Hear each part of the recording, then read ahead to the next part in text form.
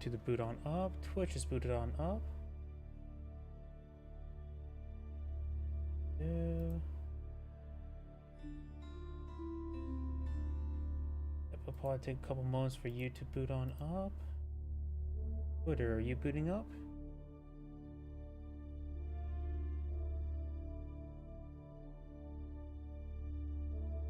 Yes, Twitter is booted on up. YouTube says it's streaming now, so let's make sure it's working. Okay, that's all good. Looks like all the live streams booting up. That's why I tested out. Let's activate the chat window so everybody can chat with everybody. Doesn't get too busy at the moment because I don't really have many viewers or anything. Okay, chat windows should be good. Time for the pest messages.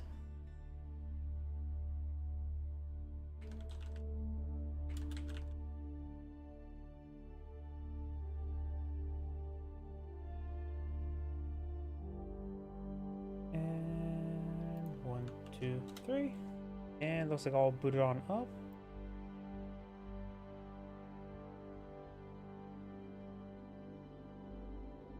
That's good. Oh, probably should lock the preview so I don't actually move stuff around. For the Advanced Wars by Web, I'm constantly making adjustments to fit the various screens and windows since all the maps are different sizes. Tiny Wars, Tiny Wars Days of Ruin version is just very well done. I wish Advanced Wars by Web, if it ever have to be redone, I hope it would be more like Tiny Wars. But looks like all the streams are going good over there. Let me double check my other computer.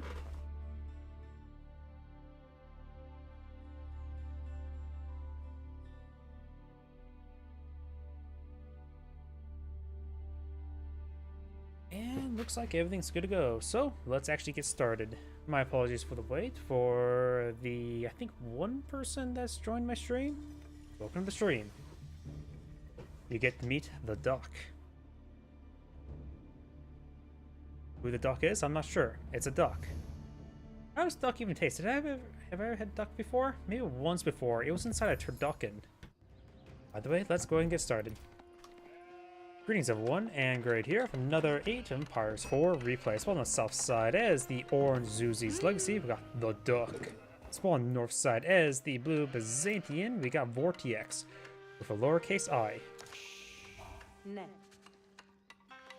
It's got a cistern going on up, collecting building a house. Let's see, when it comes to map generation, we do have a deer deposit here and here, but Byzantine players tend to go for the delicious, not necessarily delicious berries. I always have an issue with berries, especially in real life. Berries are not nutritious whatsoever. Got more on that later. We do also have boar over here, so there's actually a decent amount of food and, of course, good amount of gold pushing up here. So I think blue should project himself towards over the left side. Because we've got a small gold, small gold, small gold, stone in the middle, and all that sort. I think it's good for blue to project towards the leftwards. You could get Sipahi and Mercenary Arbaletiers.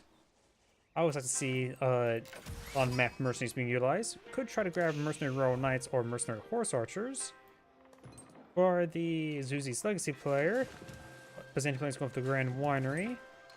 Both of the deer deposits spawn back here, so pretty safe, but yet pretty open. And these guys heading up here for Meditation Gardens. This will provide him ×8 berry deposit, which is what? 48 food? And of course, got this stone deposit and a good amount of wood. Maybe 2 stone deposits. I can never tell if this does or doesn't grab. Because sometimes games based on like if something gets affected or not is based on the point of origin, so the center of the piece of rock. But this game's pretty lenient when it comes to aura effects, so I'm pretty sure this does grab stone. So there's gonna be a lot of passive stones, so maybe some outposts with hand cannoneer emplacements everywhere. Maybe go for fast castle and got eye for some whatchamacallit? Shaolin monks? I don't know why I'm having trouble.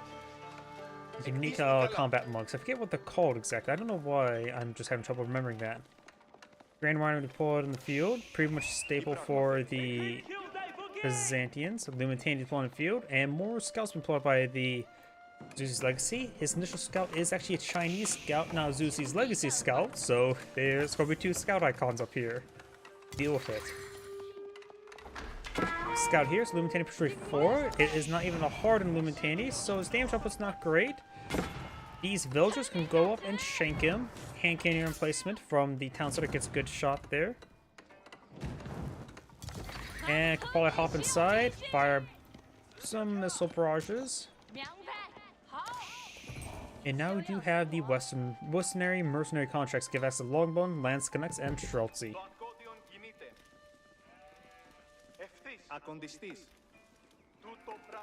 Some more Lumitani. Got the hand cannon emplacement being pulled off here. Let's see, what's the income again? 48 food, 11 wood, and 50 stone. That's a lot of stone. Hand cannon emplacements are what again?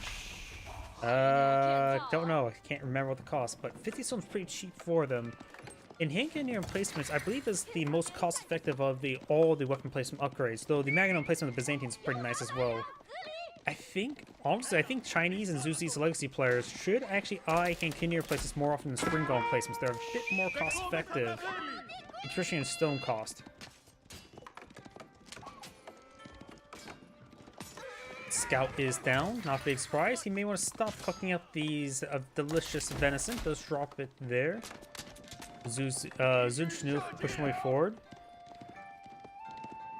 Go take up the Sheeple. It does do 12 damage per volley. The Sheeple has 12 health. Lumitani, we'll see a bit of volley there. He does do a bit of moonwalk there. And we do have a round of longbone plant by the Byzantine player. They're all pushing the way forward. Hand cannon emplacement does have 30 or 25 damage per shot at a rate of 3.25 in comparison to an archer, which is practically twice as slow attack speed, but also higher damage. Divided by 2, which is 12.5, versus the damage output of archers, which is just 5. Zunchnu is a repeating crossbow variant, has slower attack speed than a archer, but I think has over higher DPS. Fortified outpost there, so it has increased armor, so it's going to be a bit difficult. These Lumitani may not be enough, and he is focusing down the longbone first. And the Lumitani pose a bigger threat to it. If the shield's up, they take a little 50% less damage.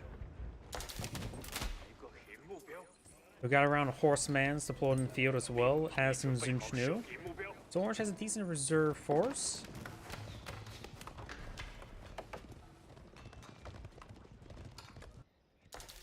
And Orange just slowly grabbing the venison. It's a pretty safe path. He doesn't deploy too many scouts. He can always go for a decent number of scouts to grab his opponent's venison as well. The Byzantine player is going to deploy out some Creo siphons. Siege engineers almost complete. You can also deploy out some siege towers if you so choose. I have said it was a good idea to deploy out siege towers. I just say he can. How much do siege towers even cost anyway? 125 stove or wood. You know, that's actually dirt cheap, and yet that's still too expensive.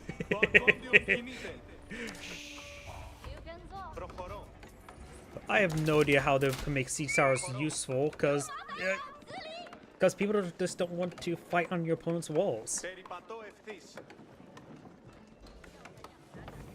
I don't think there's any way to make siege towers more attractive. I've only ever had to build one once before. And it was actually somewhat effective because I was trying to put units on top of my opponent's walls. There was no, and yeah, that's pretty much it. Was it a wall into his civilization? Not really. It was just simply a wall towards his base. It doesn't make any poor sense. It was on the map, I forget what it's called, where it's a giant wood deposit in the middle of the map. It's not hilly or mountainous. Lumitani gets some damage there. Of course, they are a little bit outgunned with all these Zunchnus nearby. Zunchnus don't do any bonus damage versus light infantry. They're just a high damage light infantry archer. They take out those Lumitanis. There's a massive number of Lumitanis here.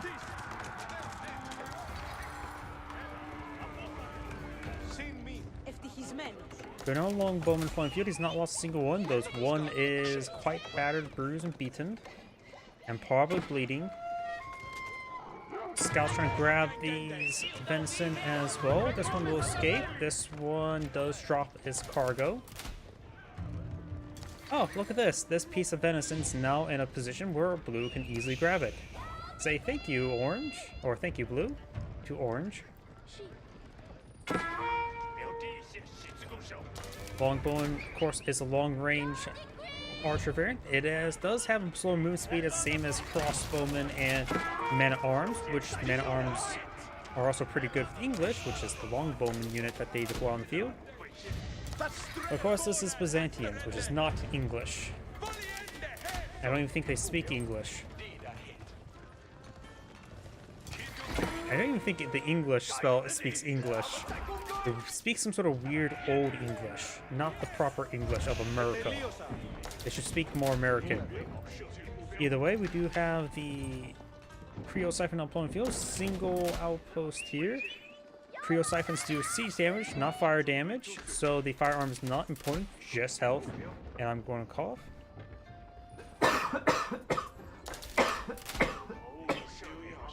See something up here. Zunch News push way forward. And we got a number of olive groves full field. Good damage there. Creo Siphon now engaging the outpost now. 2 Creo Siphons, massive number of horsemen. Zunch News taking out some of these villagers. We'll worry about the total number of deaths of villagers later. Creo Siphons putting some fire onto that outpost. Does burn the villagers that are trying to repair it. Maintaining a standing strong. Their shield wall formation particularly makes them effective against these Zunch News, since the Zunch News don't have the bonus damage like regular archers, so they just do 50% less damage. +1 range damage, +1 range armor from both sides. And my apologies if you hear me cough a little bit. My throat's a little bit scratchy at the moment. Or feels like it's scratched up. Doesn't seem there's too many corpses here. Trying to click the mill. Decent amount of taxes can collect.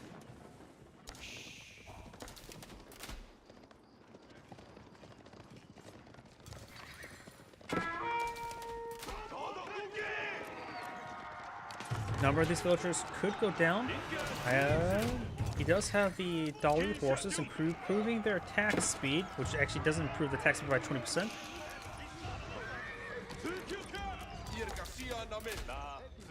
The base attack speed of their horsemen is 1.75. So to improve the attack speed by 20%, I would assume it would be like times 0.8.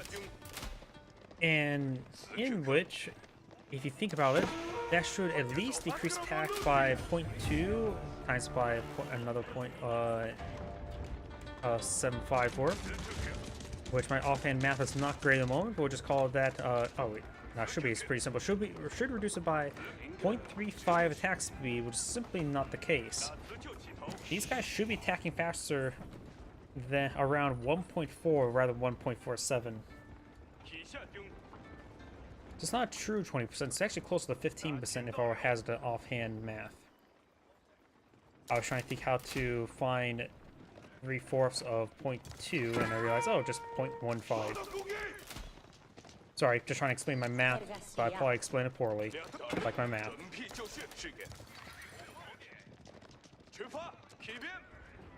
All these forces falling on back.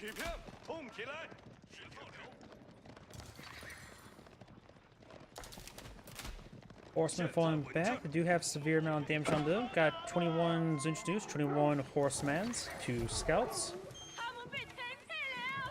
Another outpost being established here. This outpost has not been rebuilt, nor the mining camp. They're trying to collect them berries. Zuzi's Legacy Player actually has quite a bit of resource stockpiled up. Has enough resources to age up. He is aging up to the Mount Lu Academy. Gives him access to various Imperial official research.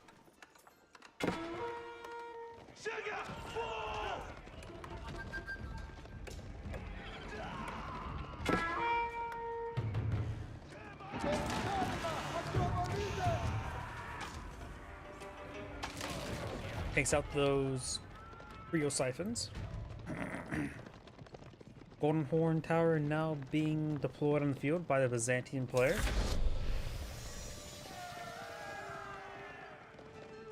And now I do have the Veteran Horseman research for the Zuzi's Legacy and the Veteran Zunchnu. We also do have another research you can go for this age. Was a bolt repeater, bolt magazines. Increase the range by 0.5, so matches regular archers, and increase the damage versus light melee infantry by 1. Which is okay, not super great. Mathematically, it probably makes them a little bit more effective versus light melee. Well, it does, but I don't know by how much compared to archers. Never really sat down and take a look at the math on that. Both players now in the next age. Byzantines, of course, have 2 heavy units now available. The Ranking Guard, as well as the Cataphract. Cataphracts are rare, they're expensive. I never feel like I see them cost effective. Never really sat down and look at the Cataphracts compared to Knights, but always seem like mass Cataphracts never pan out well, say, the French Master Royal Knights do. Maybe because the improved biology research greatly improving the health. Limtani gets some damage there on some of these veteran horsemen. Veteran Zuchu stands way forward. You have town center here, loaded with 8 infantry or villagers. So for Orange, only killed off 10 villagers, and these villagers use a critical defense, giving +2 armor, +2 damage. Limtani just pushed way forward, able to absorb the additional damage thanks to their shield wall.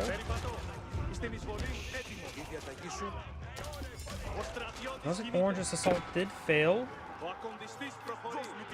Do know as well, as my constant reminder, olive oil calculations are not calculated in the army value or army destroyed value. So basically, just throw this out the window whenever there's Byzantines on the field. Got some crossbows now being deployed in the field. Though there hasn't been any heavy units deployed out just yet, nor is there. Got longbowmen being deployed out. So overall, crossbowmen, I can understand putting a handful of them on the field, just a small number.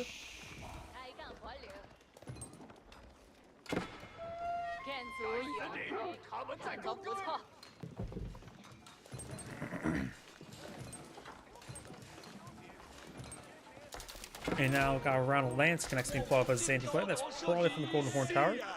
That monk must have been Jedi because he instantaneously disappeared. Yep, got some lance connects here. A small number of lance connects is always quite nice, actually. I think it's an adequate number is whatever random number you get from the Golden Horn Tower is probably an appropriate number. Mass lance connects also can be disturbingly strong as well. Just for Holy Roman Empire, with him being inspired, granted this is way back when, I remember seeing lance connects back when the armor attacks provide plus 20% melee damage. Their damage could get spiked up to like 32 with everything being buffed and applied to them. Lance and horsemen straight forward, trying to take out more of Blue's villagers. Orange has nearly 50% of villager advantages, quite massive. Orange only has 1 town center moment, and of course has the meditation gardens to provide some extra income. While Blue does of course have the improved drop-off capability of the olive oils and tiny pebbles they pick up when trying to place on buildings.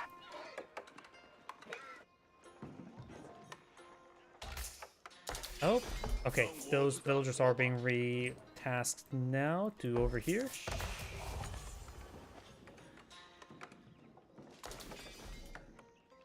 Yep, this is providing about 110 resources per minute. Both sides have claimed one relic. Both sides picked up a relic, leaving the last relic over here. Both sides can make use of 3 relics quite well. You got the Coarse Grain Winery to provide olive oil from these relics. So instead of selling off the Pope blood for gold, they just squeeze out the Pope blood and turn it into oil. And of course the Chinese, and of course by extension Zeus's Legacy, can always get the pagodas to greatly increase the income from those relics. Nessa B's on field. Nessa B's a bit more generous compared to Mangonels, so will offer good capability to deal with all of these Lunatani. The Longbone having trouble staying alive. Do have a Spring Ball in place on this outpost. Nessa B's do have +2 versus range, but still do decent damage versus infantry. Bringing Guard up on the field versus these Palace Guard. You got the Fast Guard and the Berserking Guard. Jianghan Tower upon field, so now he's Song Dynasty, which I forget what all the dynasties are for Zhu Zi's legacy. Going back to the weapon slit upgrade, remember the hand cannoneer slits only cost 50 stone. They're actually really cheap. Spring Ball placement does cost 125. Of course, one costs 25 gold, the other one does cost 50 gold, which does add the cost. But I do think hand cannoneer slit is just a little bit better, because the hand cannoneer slit is 25 damage every 3 seconds. This is 41 damage every nearly 4 seconds, but of course it's 3.88. But I think the hand cannoneer slits just offer a bit more protection.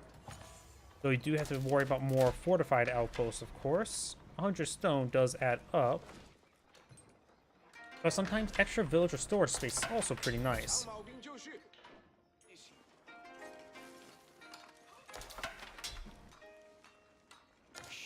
Of course, hand cannoneer slits also very nice if you're fighting against civilizations with age 2 heavy infantry, such as the English and the Holy Roman Empire.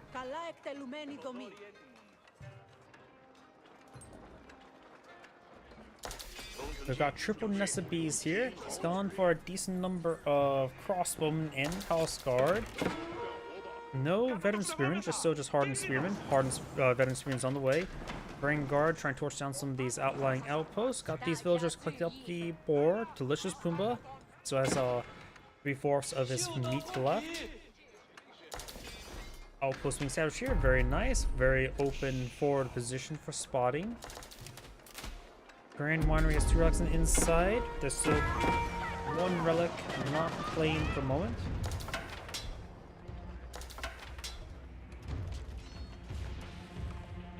They'll try and back on off. This one's being upgraded as Spring Golden placement. Villagers do get water away from the outpost. Outpost under fire. Longbone taking some Nessa B fire. And orange does claim a sacred site. Blue has claimed a sacred site as well. Villagers do take a nice little Nessa B rocket. A little bit of stings onto them. Knock the Lunatani charge away forward. And this is a big throwaway. That's a lot of Nessa B's down. That was a massive throwaway. He must have gave attack aura and they just kept on following the villagers. Oops. Ranging Guard here. They may take out a villager or 2. Palace Guard backing on off with some veteran spearmen.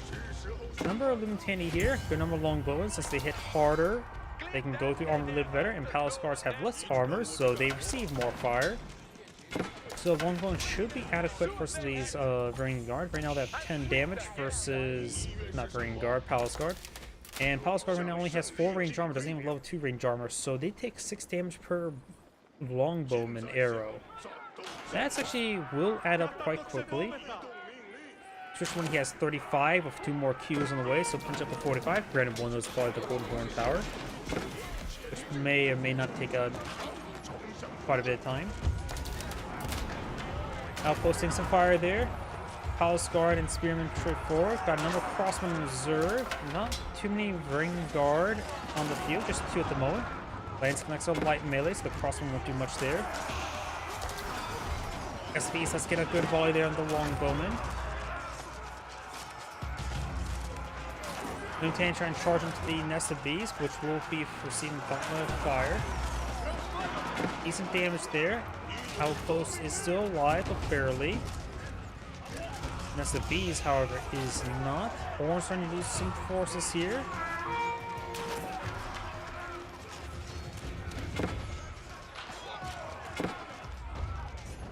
Orange has an army size of 3 versus 52. That's not good. No Nessa B's on the build queue. More spearmen, more crossbone. I think Zhu Zi's maybe a little bit better this moment in time. He's not fighting enough heavy units, more crossbowmen. So small forceman wouldn't be half bad over here. I wonder how the villagers fared. Now the berry's there, so I'm not exactly sure. 3 villagers on Pumbaa, trying to collect some gold. Zeus's legacy player has a decent amount of resources of all of them, while the Byzantine player has a small reserve as well, but it's not as much.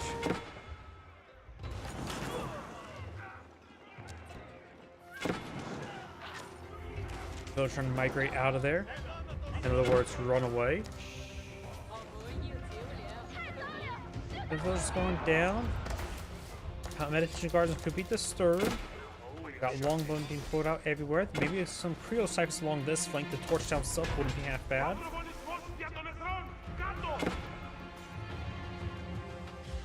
You'd be surprised if it also as well. One thing could be useful is grab a couple of these guys, send them down the corner, and just have them start building some Creole siphons. And when next big conflict get engaged, just move it up into your opponent's space, and it will get quite a bit of damage done. You'd be surprised how well backlighting siege engineers can do. Palace guards may need to engage those Varangian guard. We intend to engage some more of these villagers. Got 3 granaries here.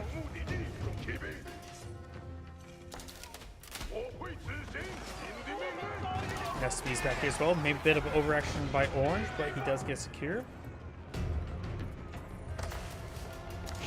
Meditation Garden's greatly disturbed. It's probably going to be at 0 resources I need at the moment now. Right now it's at 50%.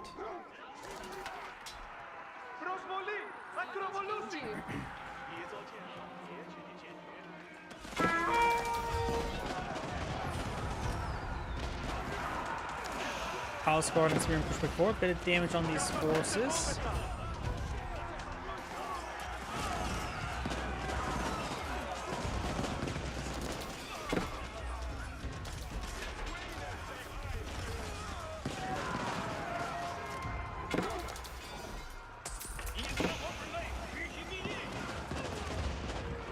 Good damage there. Nesby fires a volley there, misses Lumitani. Meditation guards now providing nothing.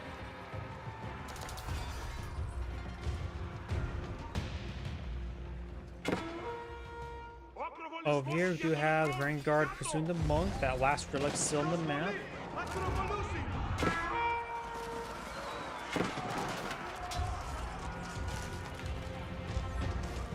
There's a good number of these longbowmen here, so Nesby's would make sense. Vanguard may get wall up, but I don't see the arrow above him. Here's the thing, I did not see the conversion arrow above him. Can Varangian Guard be converted? Or an engineer now being put on the field?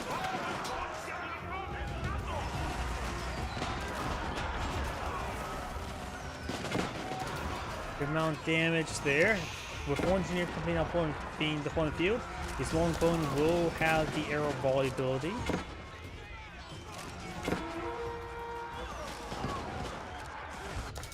Okay, we got some more Varangian Guard, push way forward.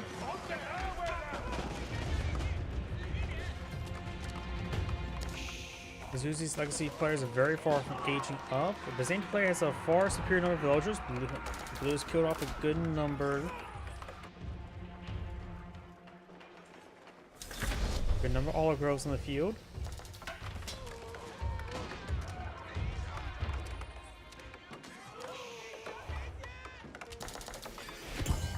Veteran or elite mercenary contracts now being employed in the field, as well as elite Lumitani. I wonder what else he's going to go for. He may spend all of his olive oil on the 4 engineering company's units, but the passive abilities are not bad as well. Silk bow may be a good resource to eye for the Byzantine player if you really want to maintain longbow production. And now do you have the 4 engineering company for the Zuzi's legacy player. I'm not sure how effective that will be. He has a lot of wood in reserve.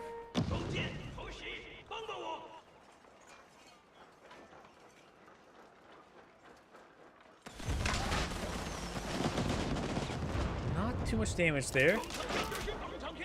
No bonus damage for buildings like Mangonel.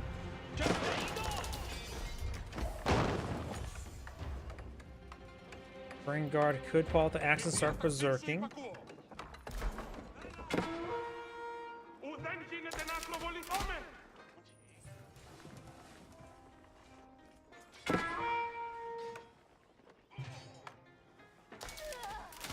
Individual palace guards causing issues. We got 5 nested bees, a hive of bees, if you will. Now we got many batter rams being blown in the field. It still has 500 wood, so that could be a couple more batter rams.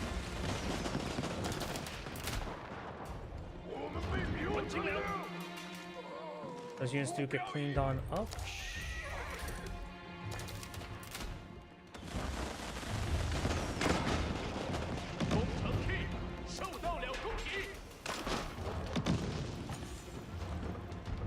Four batter rams pushing way forward. Nest bees help protect them. Villagers push way forward. This may be a good time for nested bees. Fires of volley on those forces. Lumitani push way forward. Looks like the villagers getting hit quite hard by the nested bees. Some of these nested bees are going down to the melee units. Doesn't have a proper anti-melee infantry capability on the field at the moment. French cannon now deployed in the field. We have all this on the long bowman. More Lumitani push way forward with some Lance Connect support. Ample Lance Connects can make them rip apart these spearmen. Orange armies are being cleaned on up. More reinforced orange armies here. But it's not looking good for Orange at the moment. He did lose another nested bee. Neural cannons creeping his way forward. These are supposed to be cleaned on up. And Orange does back the game now. This and great saying, thank you for watching. And on to the next replay.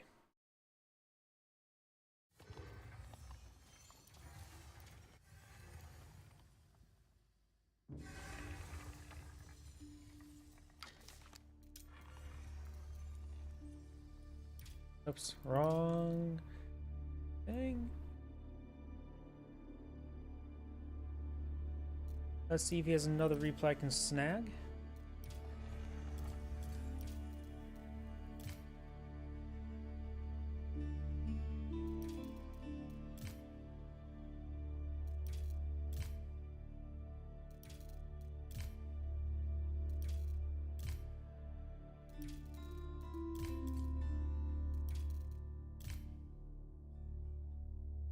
Same players, basically the same matchup.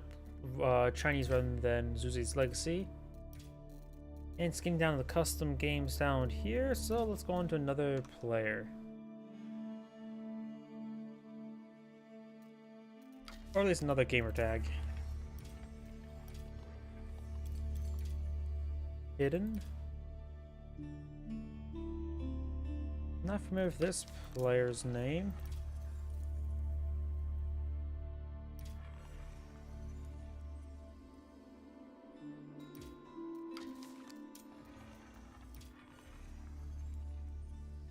It's hidden nonetheless.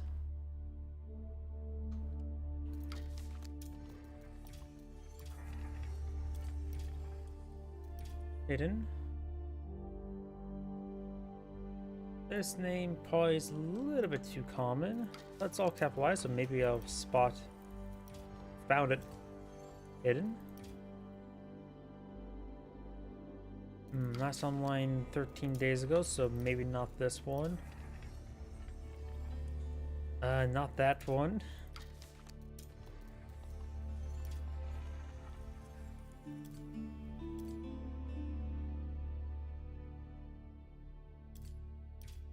We do have some recent replays. A lot of customs. Gotta be careful with customs. I tend not to have the maps downloaded, and I don't know why I have trouble downloading maps. I think I've done that one. Yeah, 23rd, so let's keep on these top 4. Let's not do that one. Yep, none there.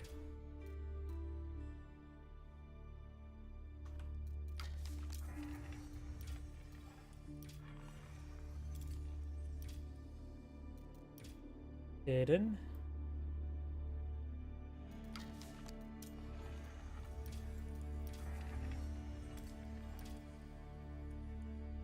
Now some replays. Let's see now. Sacred Grove. This might be a custom map. Yep. And we got to hit the cancel button when it pops up, because there's no way to stop.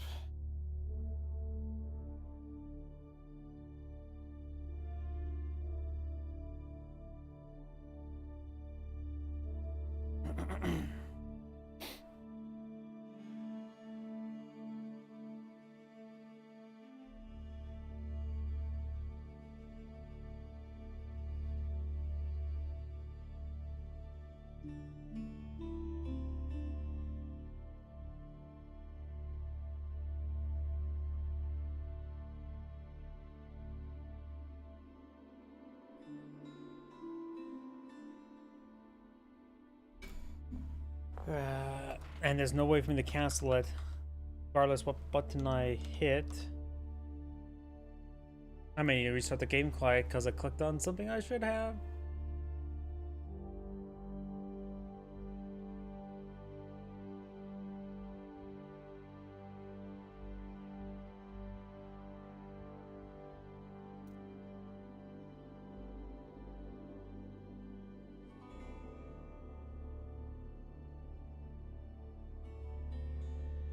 Yep. And that's why I don't like custom maps. Or at least one reason. Gotta restart the game client.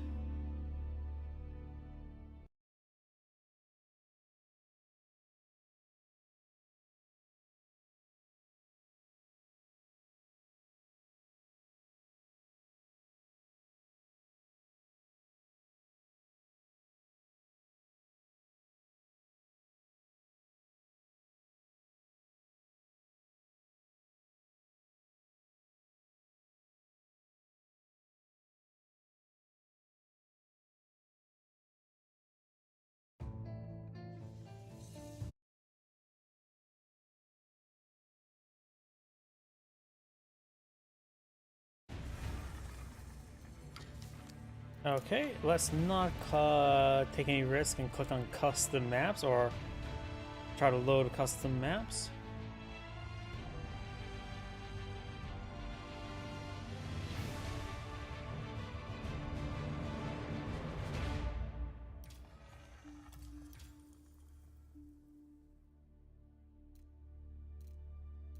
So not Sacred Grove. Let's just keep the solo. Hello.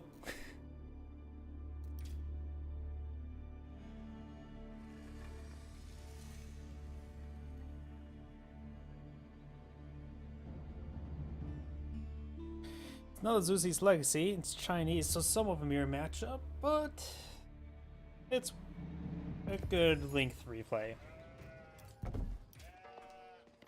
Greetings everyone, and Grade here for another Age Empires 4 replay. Spawn bottom left side as assigned Zuzi's Legacy, we got the Doc.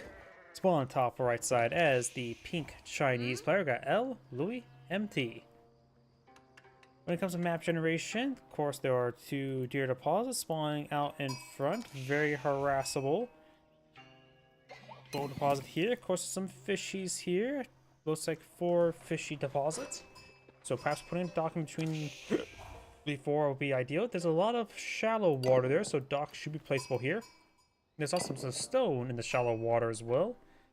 The mini-map suggests it's not shallow, right here in particular.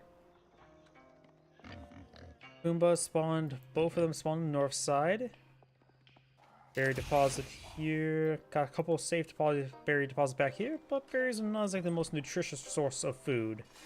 In fact, in real life, look at a carton of blackberries, blueberries, strawberries.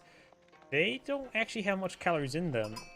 There's a reason why, when it comes to the term hunting foraying, it's actually more emphasis on the hunting. Foraying is just more of a, if you fail to hunting, here's some berries of consolation prize. Because also remember, all the berries we eat nowadays are genetically modified, not necessarily modified, but bred to be larger berries.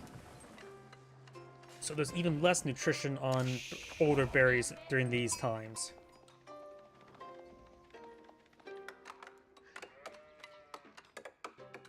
After all, our modern food, our modern berries, is just as artificial as the various sweets you can get from the vending machine.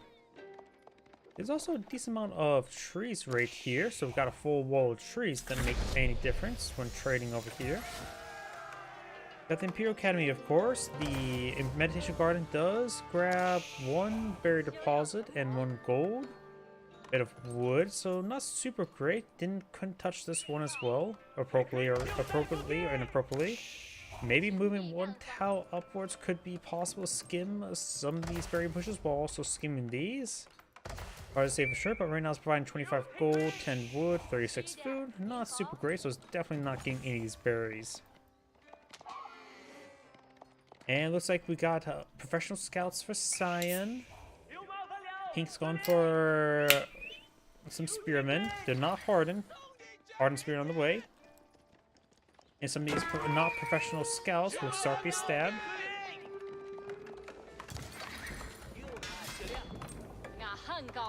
Barracks now pulled in the field. Remember as well, Zuzi's Legacy have access to the early Palace Guard. Going for some spearmen. And eventually hard spearmen. Scouts does get a bit of swipe there.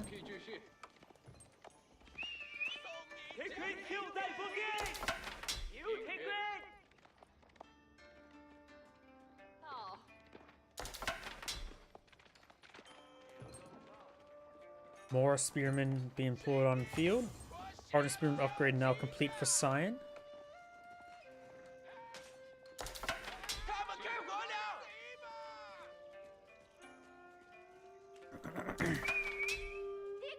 Professional scouts now on the way for the Zuzi's Legacy player. Got a bit of a conflict down here. Spearman versus spearmen. Gonna try to run away from the spearmen. Pink right now has 3 spearmen. We have seen all 3 of them. Cyan has right now 8 and soon to be 9 spearmen.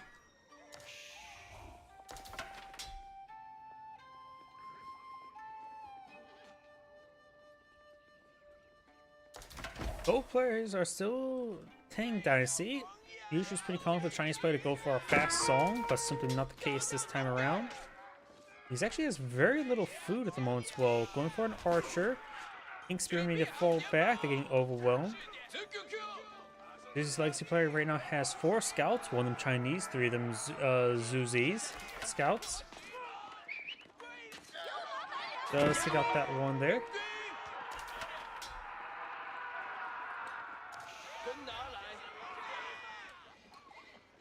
Got some archers here, and now another. No, professional scouts get survival technique scouts get canceled. It does get re-queued on up here. Examination now queued on up as well.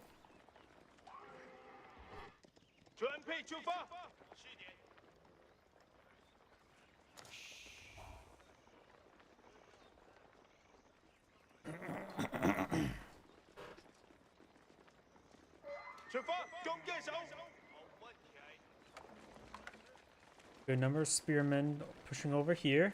Chinese archer support in the field, which actually is not that common. He's not song disease, so can't get out Zunch news. But archers do have good bonus damage versus light melee. There's a bunch of light melee there. Go get him. And him, as well as him. And don't forget about him as well. Pink does have professional scouts as well, trying to grab some of his own venison.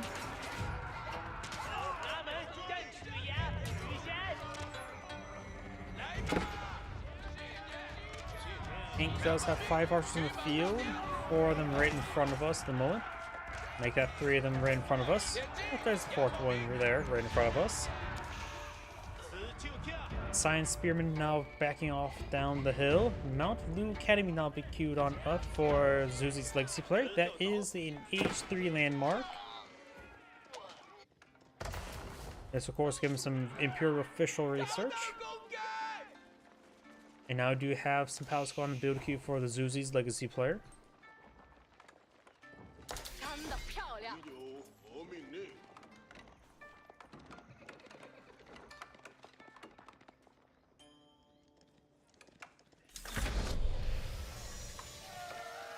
Not too much meat left over here for Pink.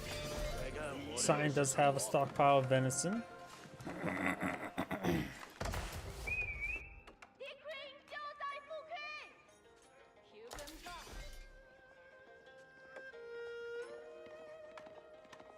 No, I'm always surprised that some players have to go for the Mount Lu Academy first. I would assume the Shaolin Monastery would probably be a good H3 landmark players who tend to get H3 first, so they can quickly grab the relics on the map. The Shaolin monks are still pretty good. Signs may steal a venison or two.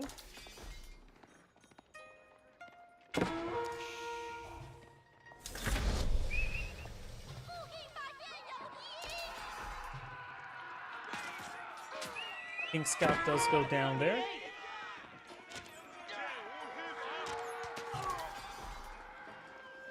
We got some Palace Guard mixed on in for Zuzu's Legacy player. They are regular Palace Guard, not early Palace Guard, so they do have 3 range armor, or just right now doing 5 damage, so 2 damage per arrow against these Palace Guard.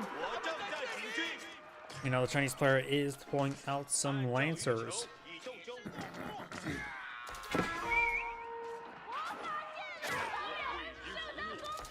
Got a single Spring Gold upon the field. Gets a pretty good slice through there. Triple kill from the Spring Gold.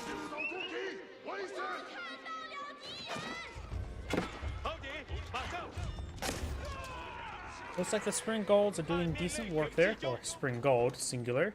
Zuzu's Legacy players just going for Mass Palace Guard. Both players going for a Monk.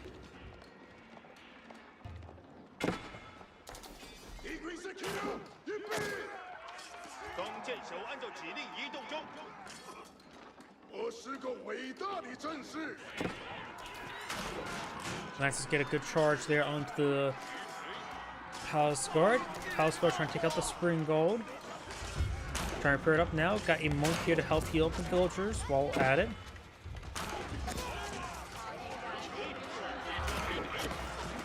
Some of the villagers are going down. Got Lances also hitting these Palace Guard.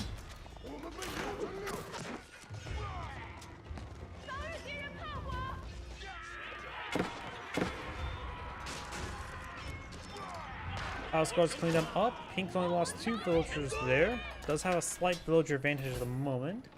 I wonder if Imperial officials count as civilians up here.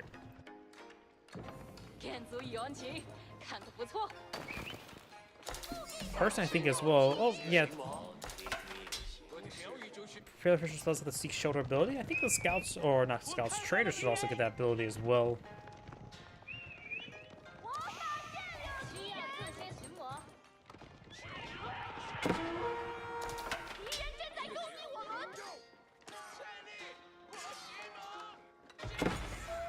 Scout taking severe damage.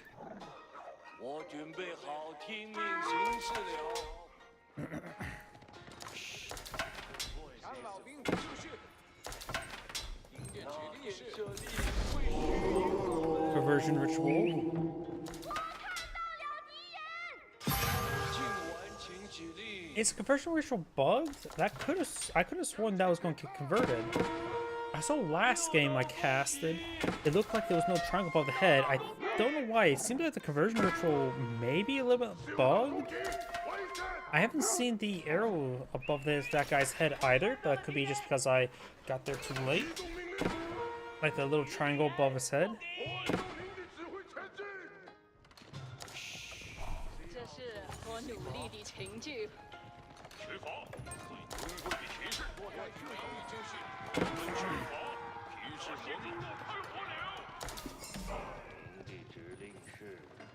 Lancers backing on off wave on the spearmen.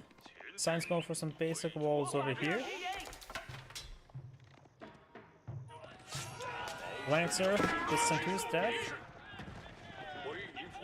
Zuzu's Legacy player has a good number of spearmen and 1 Palace Guard.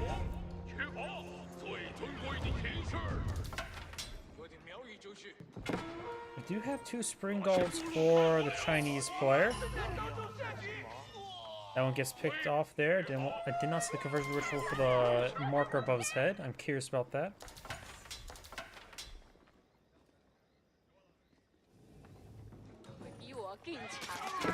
Oh, these lances are sent to their death.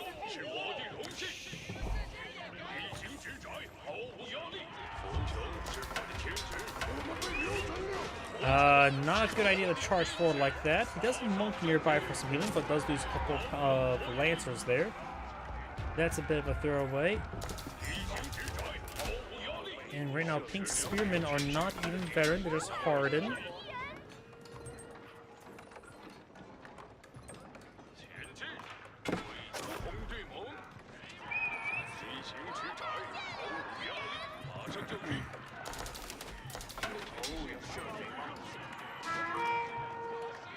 I just push way forward.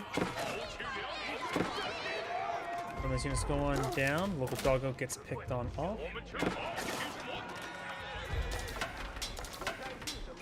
Lancer may get picked off there.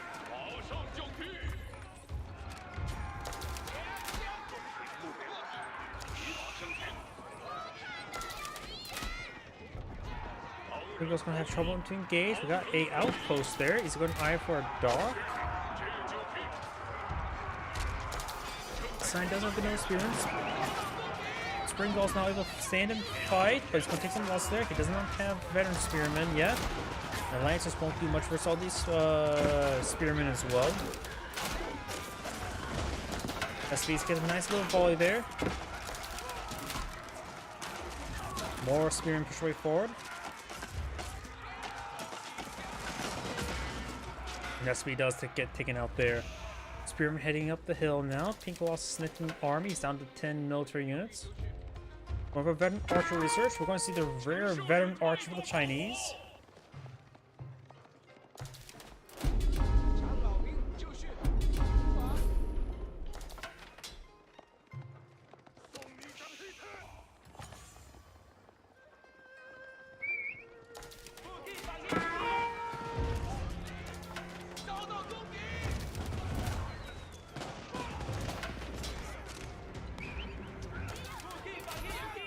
Spearman backing on off.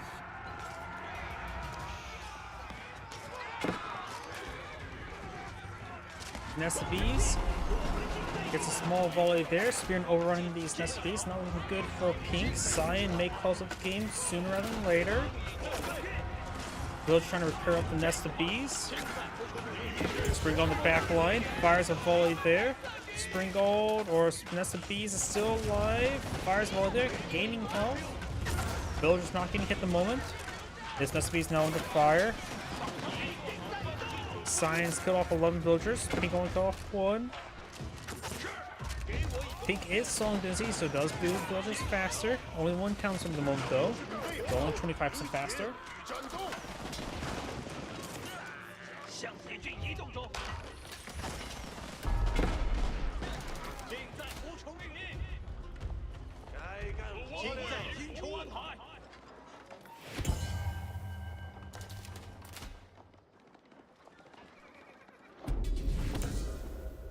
Sacred site being decaptured by the monk. And looks like these monks are having a conversation. All hurling expletives at each other. And seeing this is Chinese versus Zuzi's legacy, they're pulling each other barbarians. No conversion ritual here.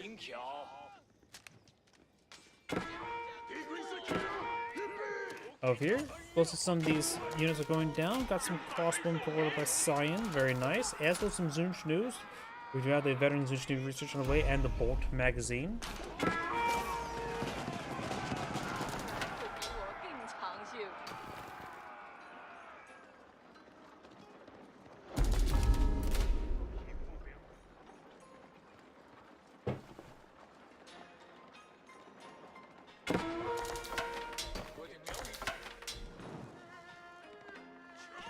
Lancer engaging the villagers. No textiles looks like research just yet. Spring gun placement research, however.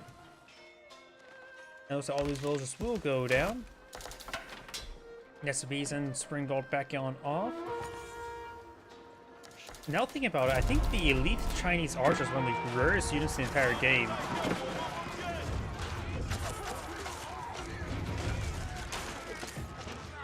Horsemen, veteran horsemen pull out in the field as well. Fires a volley of the Nest of Bees. Pink just simply lacks an army at the moment. Horseman does find a good opportunity to engage some crossbowmen. Nest of Bees slowly being whittled down, but they're not down just yet. Does take out that one now. Springall gets some good collaterals.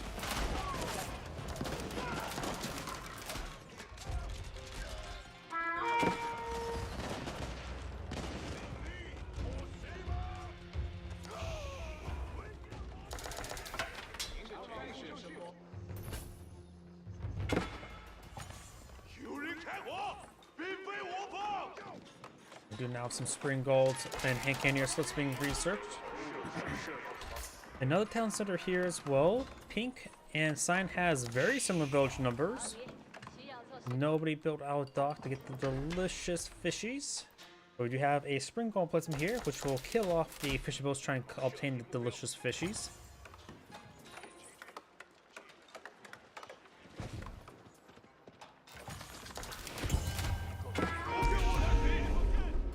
Scout does go down. Not too many units can throw torches here, but the Nested Bees do offer siege damage. Though, unlike Mangonels, they're not exactly good against buildings. They're okay, just not good. Takes up quite a bit of fire there. Zinch here in large numbers. Great fall there. Annihilates a 4 line of those guys. This Nested Beast creeping away. Fires another volley there. Gets a good hit. Chinese archers engaging. They will get out DPS by the Zinch, but they don't cost any gold. 9 damage, 1.62 attack speed. Offer good bonus damage to light melee. Zinch do offer 7 damage, 1 plus 1 for light melee, burst of 3, and same power range with slower attack speed. But the Zinch do cost a little bit of gold, which can be a pro or con depending on how you look at it. Seeing the Chinese also, as was Zinch or the Suzu's Legacy, they can of course get taxes.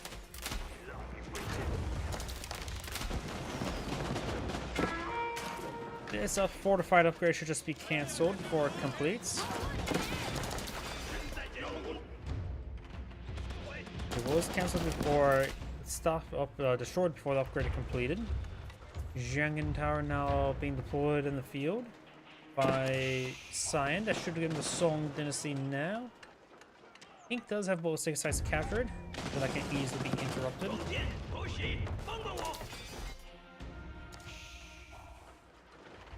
Right now, Cyan has obtained 3 relics. Blue's only obtained 2. Song Dynasty has begun. An outpost being salvaged here, being upgraded to a fortified outpost first, trying to store away villagers. Villagers do find some rockets there.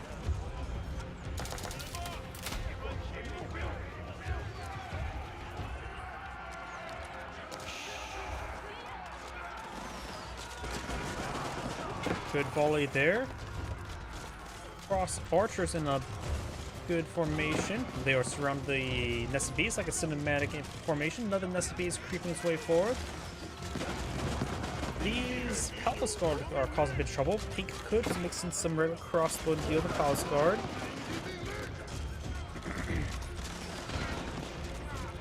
Palace Guard now down. Got an outpost blown up by Pink, being upgraded to a Spring Gold first. At this current rate, Cyan may deploy in some horsemen to help deal with these various Nested Bees, as well as be decent versus these crossbowmen. As he has the Jiangyan Tower, each stable gets built, he will get a free horseman, so he does get a decent rebate for just building the things. So it won't be too terrible transmission. Effectively, it'll make his stables cost 30 extra, or 30 resources in total since he get free horsemen.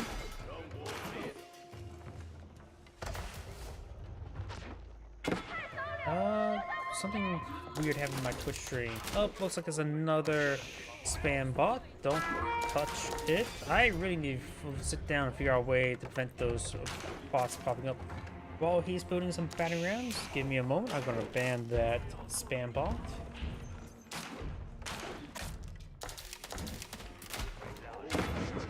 That's cleaned on up. My apologies.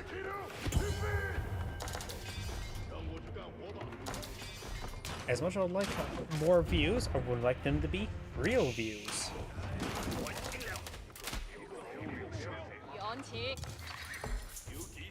Got a single granary here. Maybe I'm for more granaries over here. I've seen various formations of when it comes to granaries. All of them don't seem bad to me.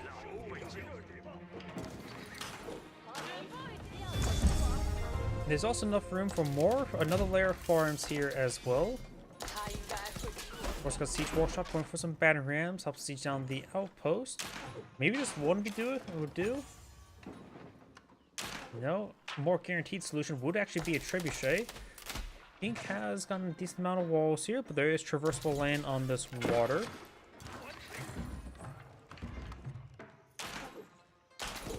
And we've got quite a bit of a siege army here by Pink. A lot of battering rams, a lot of nested bees, a hive of bees of will, and a caterpillar of battering rams.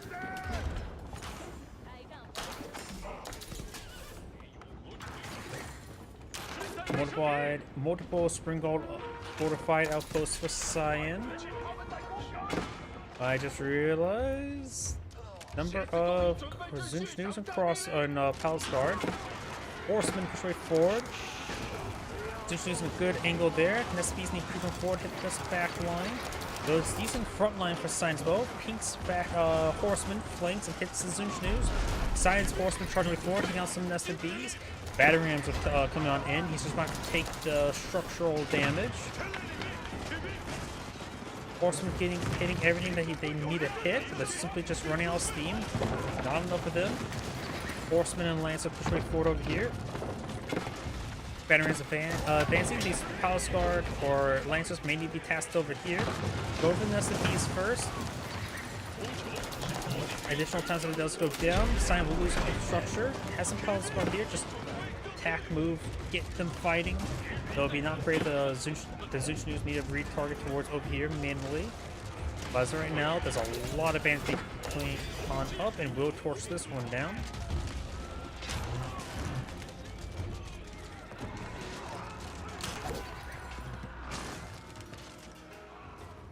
Cyan's single battery ram does clean up the backline structure as well. Very nice.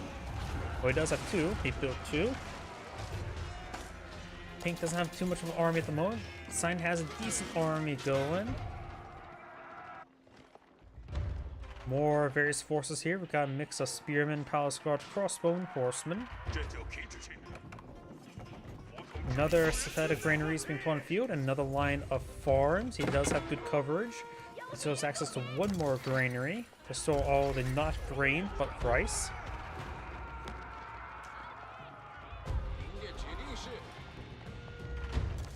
Are rice considered grains? If you consider like the food group, probably. Yeah, probably. When I think of grains, I think wheat.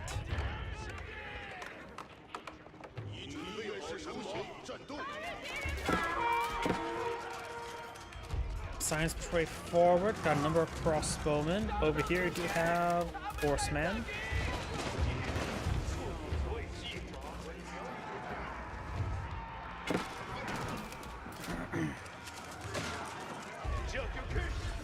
Lancers push way forward. Got a decent number of spearmen there, and probably crossmen as well. The Lancers and horsemen are connecting to the nest of bees.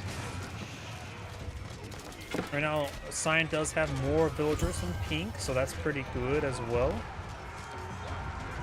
Spear official there will go down. Nest Bee fires a single rocket, try to be a showman the castle. What's going on with that thing? This thing, I wonder if it's bugged out a little bit. Can't say exactly for sure. Some Pink's full exterior infrastructure may get cleaned on up. We got the Cyan banner rams push forward as well. One will get destroyed. The village has been set ablaze. The village has been battered down. Scout here being shanked by a bunch of villagers. More horsemen there getting hit by a bunch of angry men with pointy sticks. Cyan right now has an army of 53 versus Pink's army of 22. It's gonna back off for now. X outline infrastructure starting to be cleaned on up. Cyan now has a Sacred Site victory counting in his favor. Pink had one. More crossbowmen and horsemen being pulled on the field by the Zuzi's legacy. Has decent amount of food, massive wood stockpile, and some gold to work with. Also a decent stone reserve as well, so maybe we're going to see a keep. Help keep something alive. And also, I've just took a look at a better look at the mini-map. This forest here does reach all the way down to the edge of the world, so it does block up that region. That may not be... There may be a hole there. I have no idea. Whoops. Sorry, I hit my microphone pretty bad there. I was scratching my head. Palace Guard and Spearman trying to pursue the Lancers. And now we do have the walls not to fire. I think this area is traversable. It does get canceled. Actually, no, that tiny wall segment there that projects off the map to make sure to close off those holes is closing off the hole. And just moving around. And now I've got this horseman taking some fire as well. Sig Sight does not get decaptured there. Keep now being south here to secure this gold deposit. North is some gold deposits. The sign has a massive farm push forward, so those signs want to try to close out the game. Number of nested bees here. Good number of spearmen and palace guard there to hold the line. The nested bees have to focus on the crossbowmen for these units to do their work. The horsemen running around trying to find another opportunity to engage. We got all three granaries here. A lot of backline infrastructure there as well. Needs to get out some spearmen. Keep has been built. Additional reinforcement walls have been built. Horsemen now streaming on in.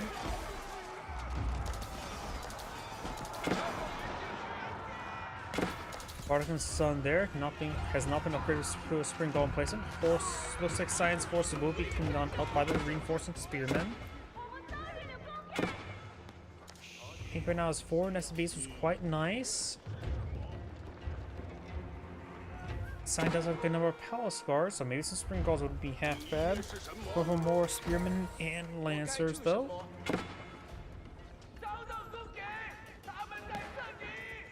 Zuzi's Legacy player has a massive wood reserve, and he's also at max out population.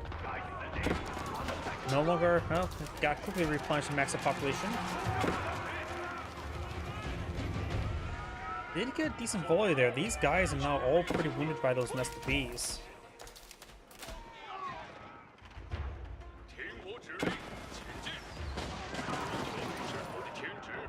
Palace Guard, can't pull them push way forward. Could find some Palace Guard.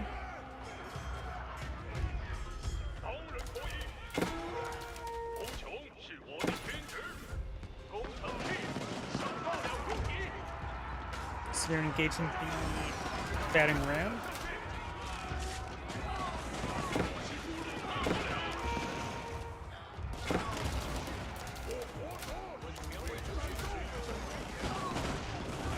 Temple Sun now being queued on up by Zuzi's Legacy player, trying to age up with configurable bonuses.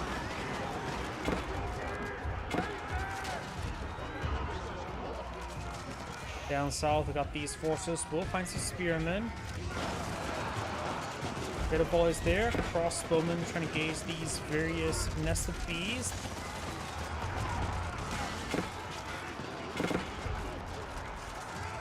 Nested bees, one has gone down. This one started to go down as well. Does get cleaned on up. More good volleys there. Battering ram being cleaned on up. Down here, these cyan forces do get cleaned up. So all the spearmen rotating up north. Pink is eyeing for a massive number of Palace Guard, and now Science aged on up. So fall back, get the elite and universal attack going, and then eye for a powerful counterattack. Battering ram pushing up north.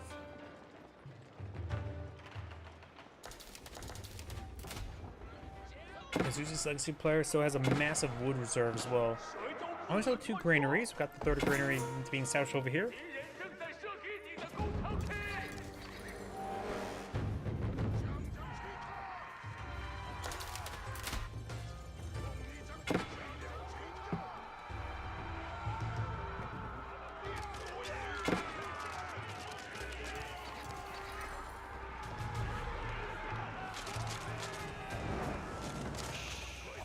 Wall being cleaned on up there.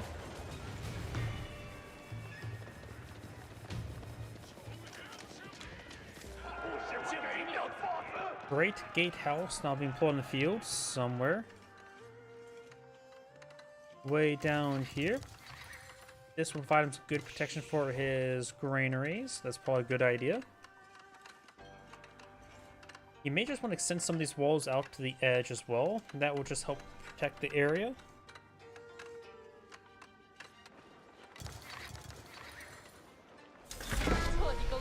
Now both players are in advanced next age. Since Pink thought he was going to build the Great Gatehouse, he thinks he's going to get harassed, he's going to be on the defensive. Zuzi's legacy player went for the Temple of the Sun, so he probably thinks he's going to be on the offense. And now got some fire lance. Nope, those are horsemen. Well, I'm camping Salch there. You break down the wall.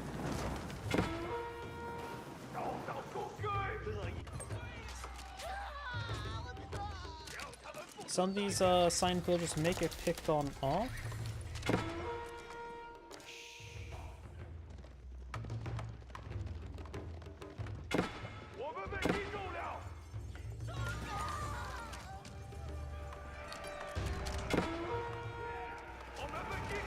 A number of horsemen there. Remember, Zuzi's legacy can't blow out fire lancers. They have to get an upgrade for it. They're an older horsemen, the fire lancers. Did not damage on these horsemen. He didn't break his opponent, that he broke upon his opponent. Horsemen backing on off.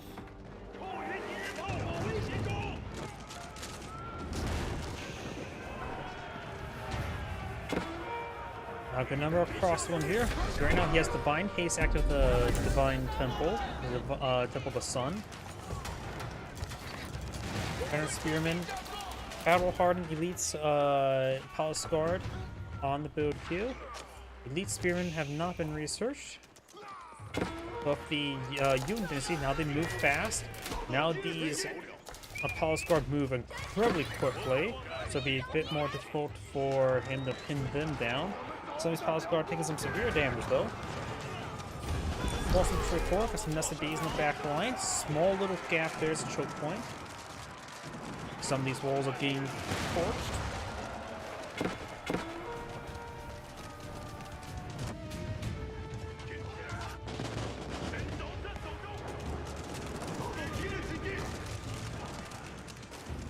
Cleans up multiple wall segments there.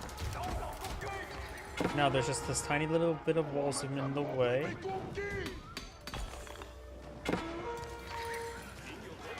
Palace Guard and Spear engaging these various villagers. Horsemen trying to stop them. Elite arm tactics now the way for the Chinese player. Zuzi's legacy player maybe eyeing for more of a horseman composition. He has the Dali horses. Don't think we've seen biology just yet. We have not. Biology's now in the build queue. Which makes me believe he may also eye for the Cadians from if he ever gets the other Zuzi's library research going for the Imperial Guard and the Human Raiders. Going for horseman focus.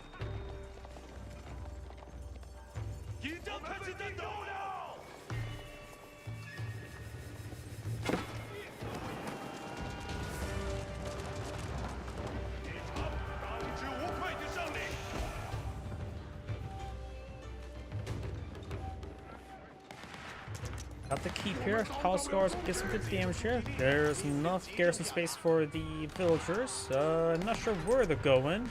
Looks like they just got a move order there. Palace Guards charging way forward. Welcome to the rice fields.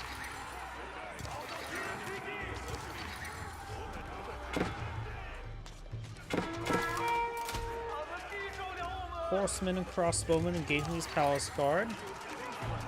Horsemen not necessarily a good counter to the Palace Guard, but since they're trying to focus on villagers, they're reasonable enough at the moment.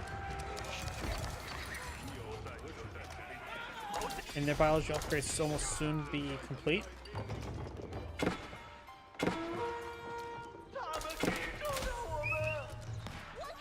Once again, the Zuzi's legacy player has a massive wood stockpile. He may want to tone down a little bit. He has 0 villagers on wood at the moment.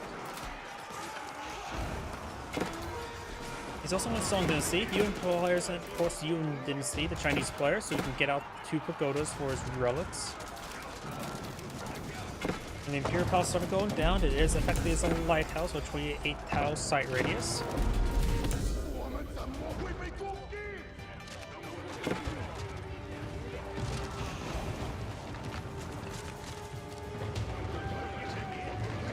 got 3 nested bees for the Chinese player. Time's back on off. The Imperial Palace goes down. Minor victory, honestly.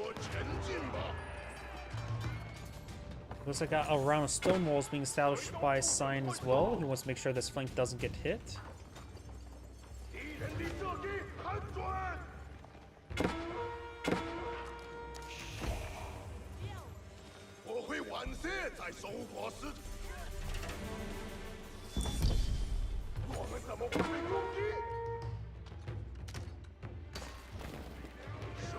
Palace Guard is charging way forward, engaging the Palace Guard. Of course, we got Divine Haste here, so they're both moving fast. Chinese ones should be better since they have Battle Harden and, of course, Elite Army Text at the moment. I don't think I've seen Elite Army Text by Sign just yet.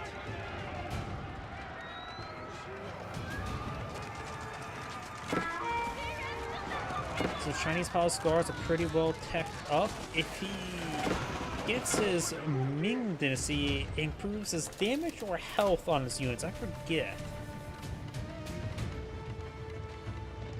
Ming Dynasty is pretty nice for the Chinese. Ming Dynasty is both with fine for both of the civilizations. Pink right now has more villagers. Both players are effectively at pop cap for the moment.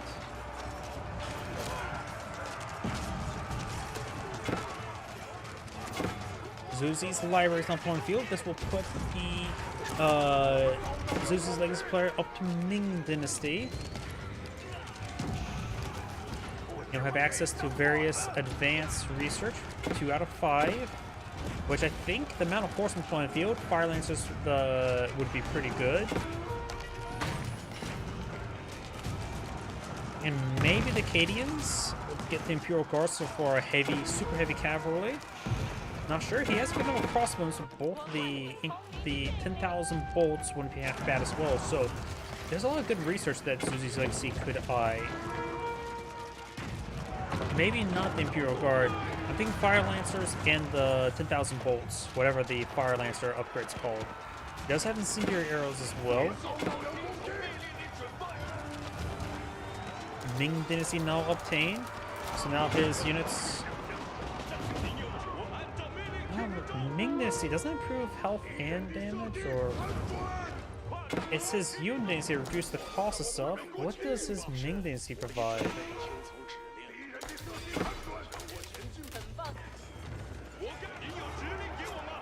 Does it only apply to Dynasty units? I don't think so. Crossman trying to pull out a battering ram there. Sunshine pull out keep next to this gold deposit.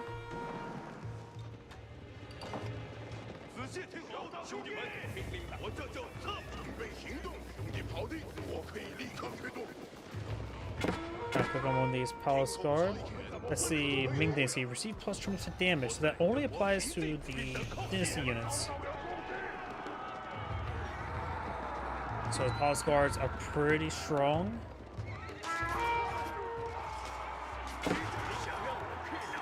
So he may be eyeing for Yuan Dynasty last, because I think that's a cost reduction for all of his units. And if he's not eyeing for Dynasty units, the Ming Dynasty is not super great for him. But that's just a theory at the moment. Channel Monasteries also doesn't really provide too much benefit other than providing Yuan Dynasty itself.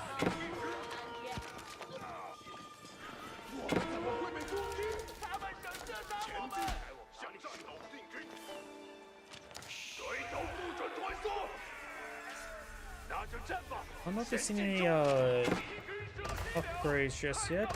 There's Zuzi's library, no research just yet. Yeah, Roar the Dragon I think is pretty good if he continues to be a horseman. But right now we see a large number of these Palace Guards, so probably the 10,000 bolts wouldn't be that bad.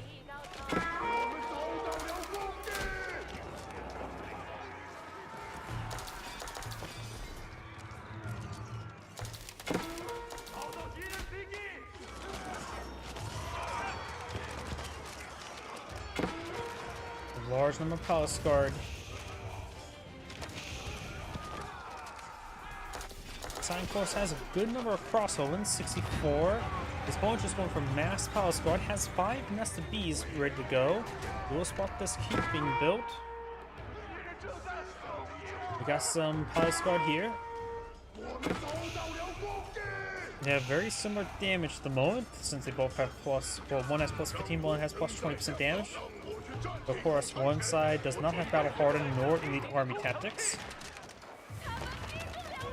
Soldiers do go down there, 3 of them remains.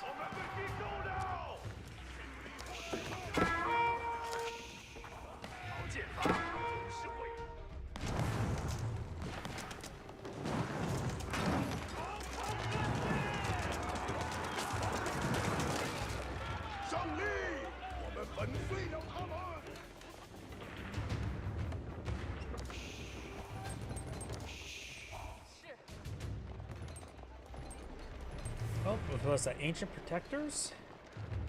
The Dynastic Protectors gets access to the Imperial Guard and the Yun Raiders. So basically some Cadians. How expensive are they? They're pretty expensive, aren't they? Like 300 something resources? Like 330? Is there a stable I can click on? Imperial Guard, they cost 280.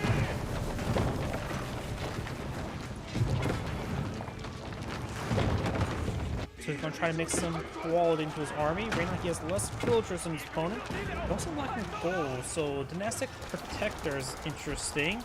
Yun Raiders at least cost a bit of wood and gold. Okay, he's going for Yun Raiders, which I believe they are very light cavalry. Also do good against villagers. Pink has a good number of battle rams pushing their way forward. Able to breach through this region no problem.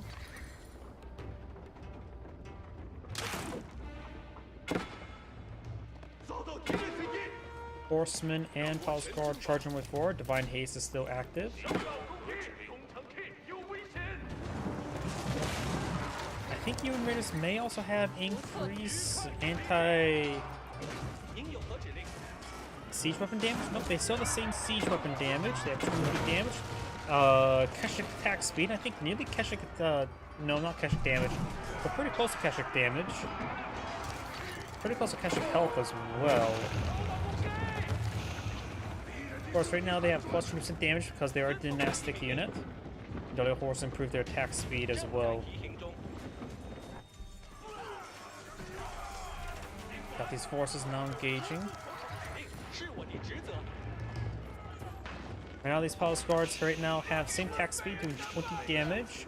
And have... Actually, right now the Yun Raiders seem to be cost effective versus these Palace Guard. Though they have no inherent armor, Palace Guard does have some inherent armor. So they seem pretty even at the moment, honestly. So Yun Raiders may be a good counter to these Palace Guard at the moment.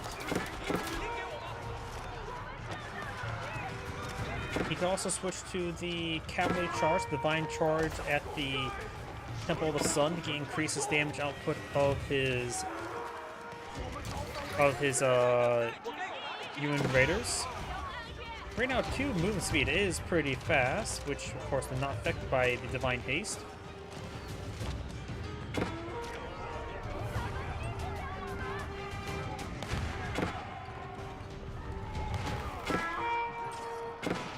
The amount of Palace Guard they're fighting, I still think 10,000 volts would be good. There's a good number of Nest of Bees pushed right forward. Villagers do largely avoid that volley.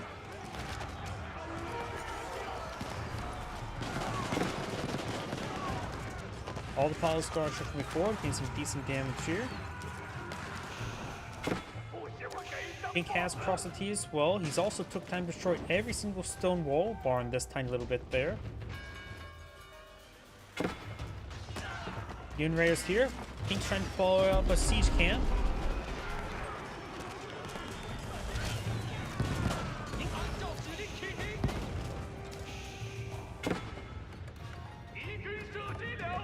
Number of battle rams there. Sign does not have vision in that region. And now got some pink battle rams over here. Yun Raiders should be easily able to clean that all up. Monastery here. Of course, he has not reached unity, so we can't load up these relics into pagodas.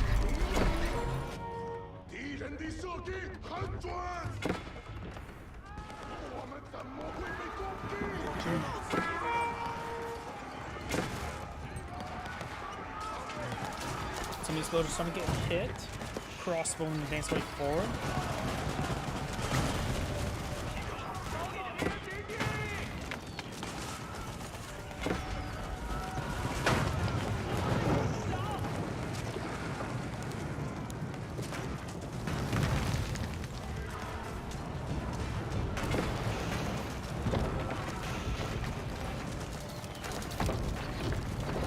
There's good damage there. But there's a lot of nests of bees. 5 nests of bees in this region. Palace Guard's been cleaned on up. We got the UN Raiders now advancing. Just lacking some melee armor that could go a long way versus these Palace Guard, even out the fight between these two. And I really think he should go for a Divine Charge on the Temple of Sun right now. Though the increased move speed on his crossbow is quite nice. And I don't believe he's gotten 10,000 bolts yet. No, he is not.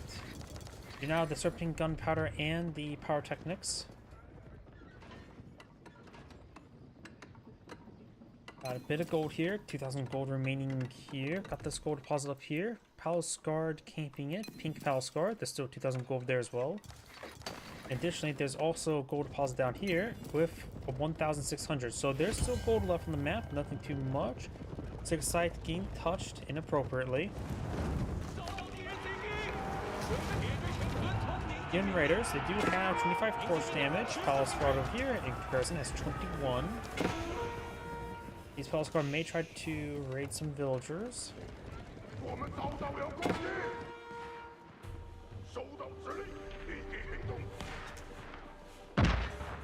Palace Guard heading towards the granary.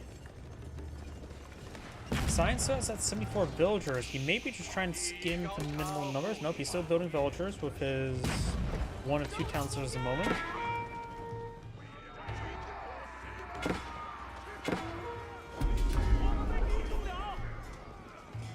Palace Guard engaging Palace Guard.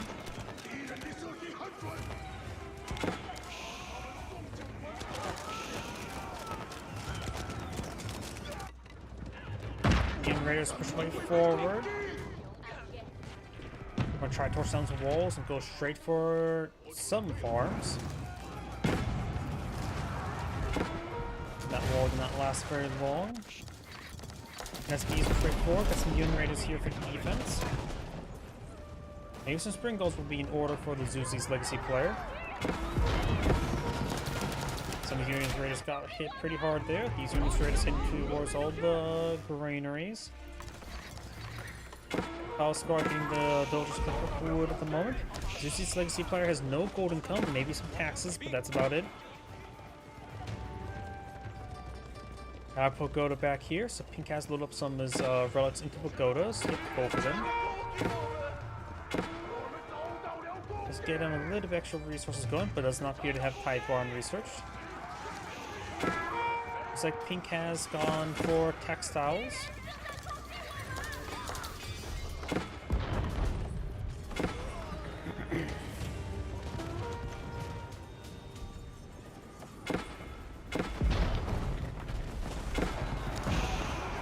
UN Raiders and Cross Patrol Force. This Pink sign has a lot less villagers. He's able to get a large military force in the field, able to smash this area no problem. Of course, this gate here. Crossbone is being a move forward, probably the best course of action. Now there's some more wall segments here. These guys are going to be cleaned on up. Got more Palace Guard over here. Signs lost a good number of villagers. He has a good amount of food and wood at the moment, but that can easily consume. He's also down to 40 villagers, so he can get a large military force field. Whatever gold he gets, if we put in the UN Raiders and probably... that may be misclick. I see a Grenadier. An early Grenadier. I forgot they can get early Grenadiers. Zuzi's Legacy. But he may really get some horsemen mixed on in as a supplementary force.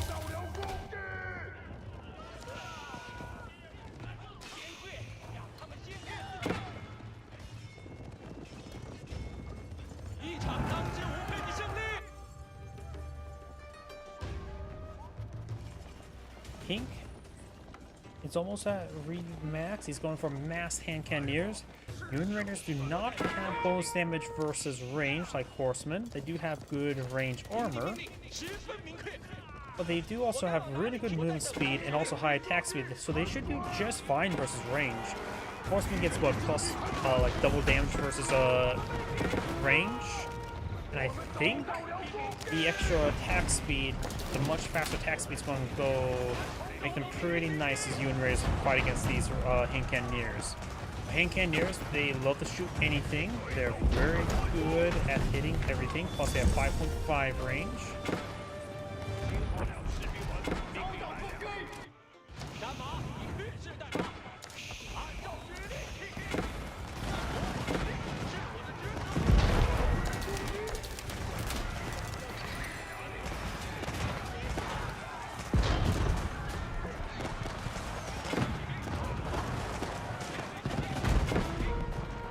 Let's take out some of these barracks. Some of these structures going down. Pushing down the monster. So we'll deny these not golden come, no tide barn. But denying the 240 golden come is actually critical, I would say. Cross them straightforward. Got these Yuen Raiders hitting up north.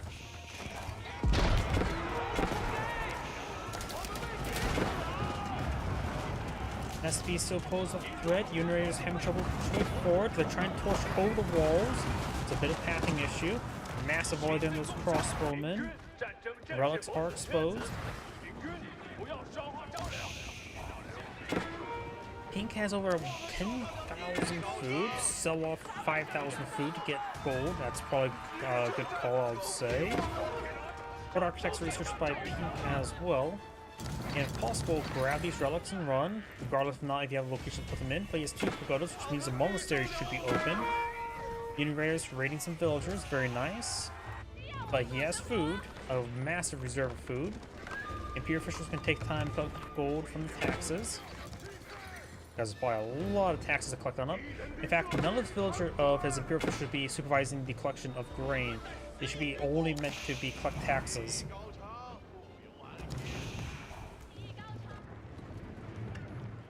Hell, I think it would be better to collect taxes and supervise production as various military structures. Pink's doing a good job of creeping forward with various basic wooden walls.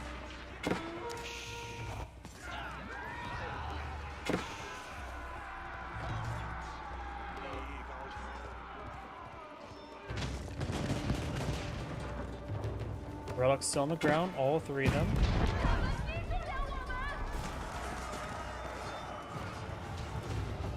Sign right now is having trouble remaxing. Is at 138. Has these amount of food and wood and some gold for Yuen Raiders. I think he lost too many production structures. That's his current issue. Plenty has Yuen Raiders queued on up. Right now, it wouldn't be half bad just mixing some spearmen of any quality. Just get some extra mass in the field.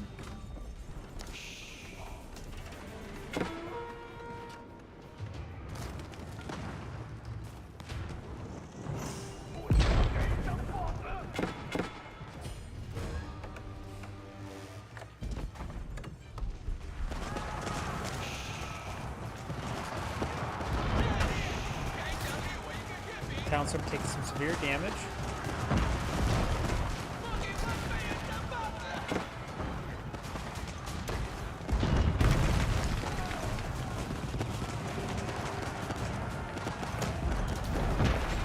Pink's now breaking his way forward. Massive round of Yuen Raiders. Pink has a lot of military force field with massive siege force support. He's at 130 population versus Punch's 95.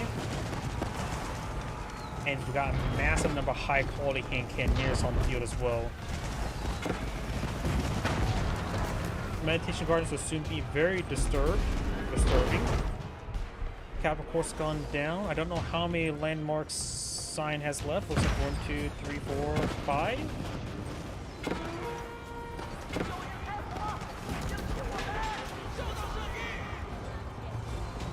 In good numbers. Yuen Dynasty's extra move speed is going to be very useful to reposition. Some of his SBs may go down there. And SBs fires a massive following the crossbow. Took out a whole formation of them. And Canary is firing away with impunity. Cyan's arm is just quickly disintegrating. We got reached the 1 hour mark. And Cyan's arm is just disintegrated. This Angrade saying, thank you for watching, and on to next replay. Before I get started on next replay, I do need to use the restroom. Please give me 1 moment.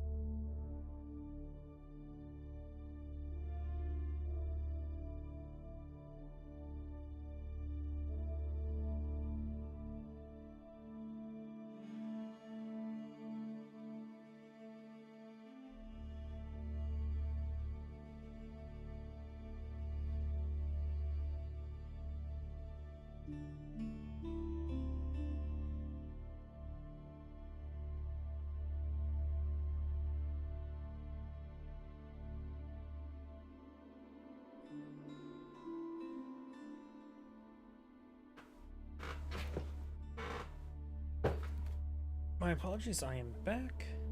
Oh, I think I have my headphones on peppers.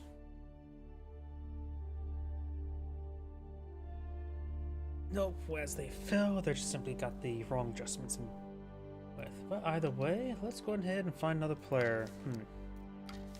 Are there any more players from replays I can get from him? See, that was a 1 hour game. I can't remember what map it was. 33 minutes, that could be a decent one. I was on this one, which was Chinese vs. Zuzi's Legacy. Let's try to avoid some repeats, but this one seemed good enough. Let's just take a quick look. Keep an eye on this one. It's on the same map. 18's too short.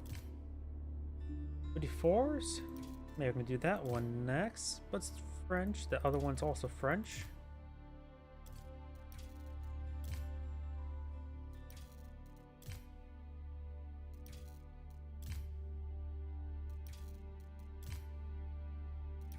Yep, let's go to this one.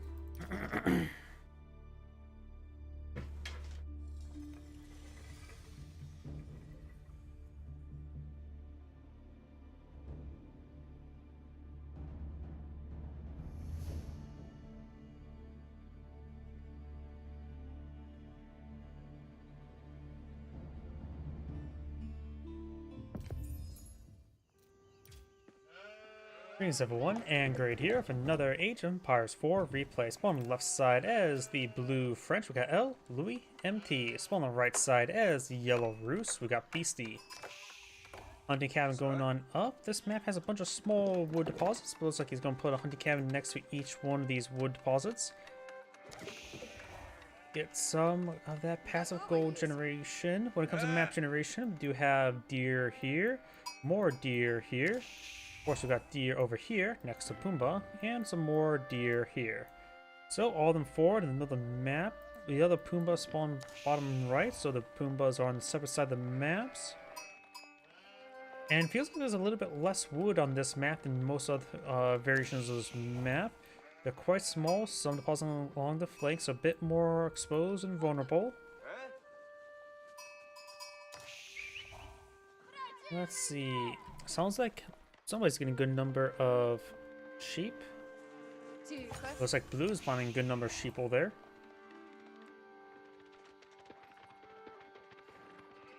We've got triple scout for the Roos player as well. Try and collect up as many sheep as possible in order to bring them back home. He will get a little bit extra gold from them.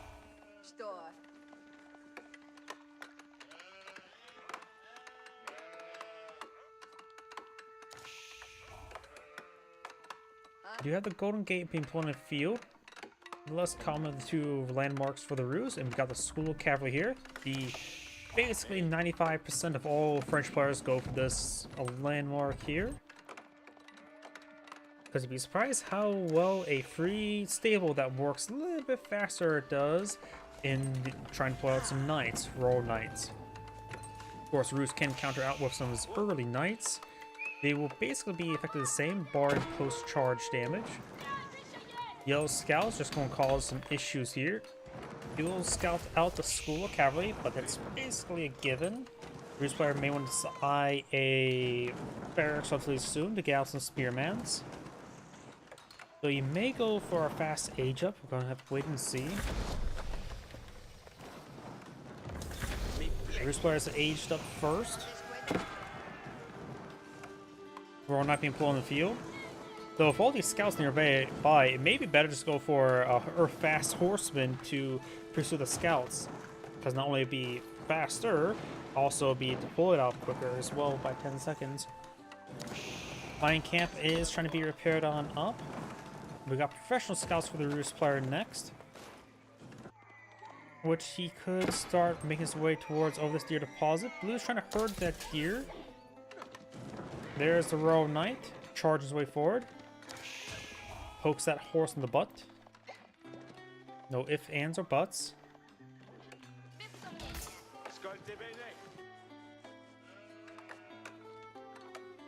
So he sold off something for some gold. Probably food, maybe wood, not sure.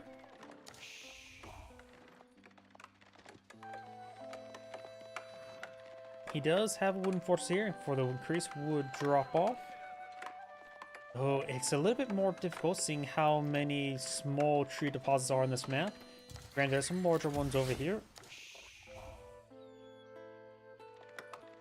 But it also does provide a good amount of protection here for these nearby villagers. Blue's professional scouts is almost complete as well.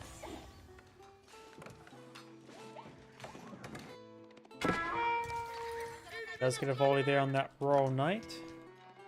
He's going to murder that deer. Si, comprendo. Caballo. Ruse player is pulling out even more scouts. He's trying to steal his opponent's venison. Getting out some spearmen. Right now they're going to be regular spearmen, not even hardened spearmen. This deer scout drops off his payload, and now we'll be running away. This one needs to drop off his deer as well. And it's best start running. Spearman pretty far behind.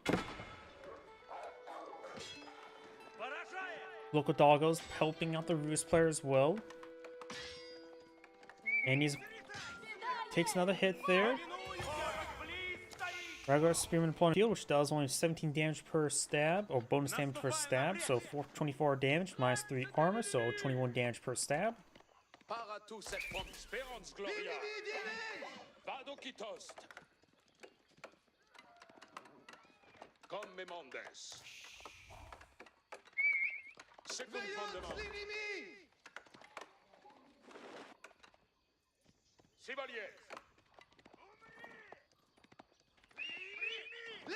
Drops off that venison. You will see the dropped off venison.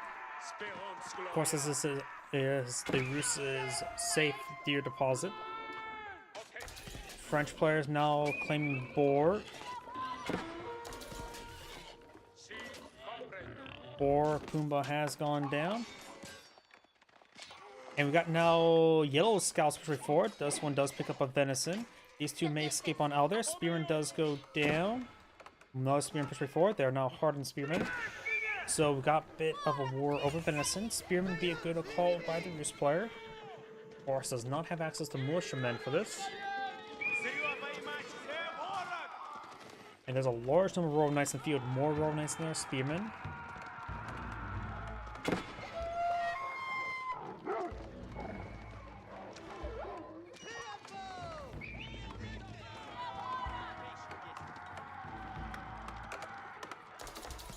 Yellow may need to get out another barracks just for Spearman production. Got another barracks on the way.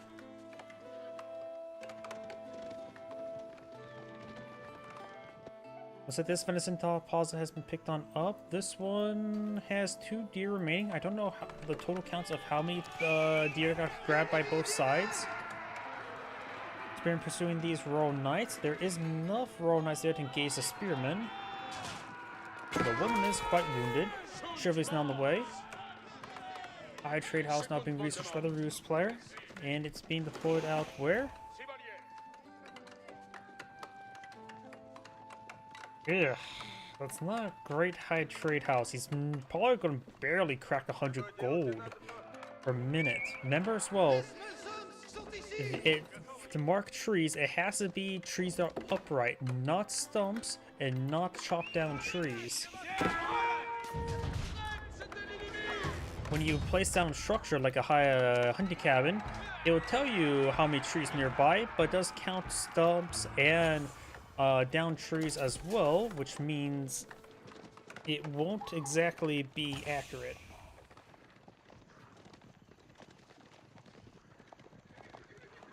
From what it says, it will be what it is actually. Of course, it does count as a deer deposit and gets a little bit extra food and gold going, but not going to be great there. If possible, you could try squeeze it over here, but be a bit more exposed.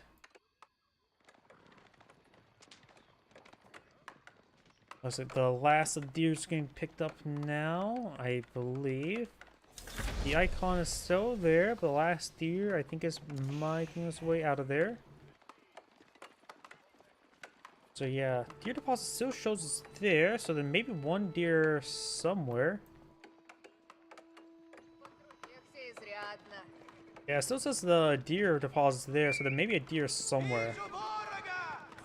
Scout to spot all of that. Scout, we're going to receive a pretty sizable charge attack there.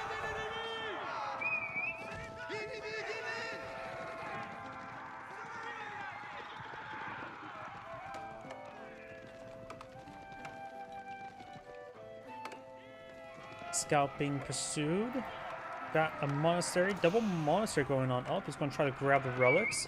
There's actually 4 relics on the top left side of the map if you take a look. And of course, we got this relic over here, which is easy for the Ruse player to grab.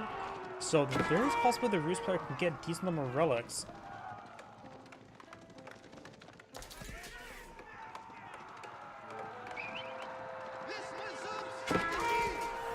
Couple crossbow employed in the field. They do get impaled pretty badly there. Overall, crossbow definitely are a good call. There was a drop deer there. That's what this guy does put the last deer. May get impaled there. He also has some more scouts in the field, so that can be easily be grabbed.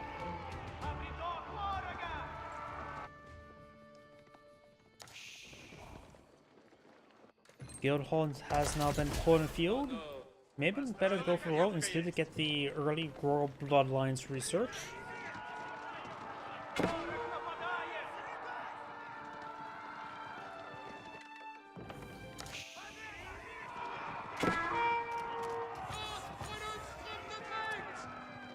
Good amount of healing there from Chivalry.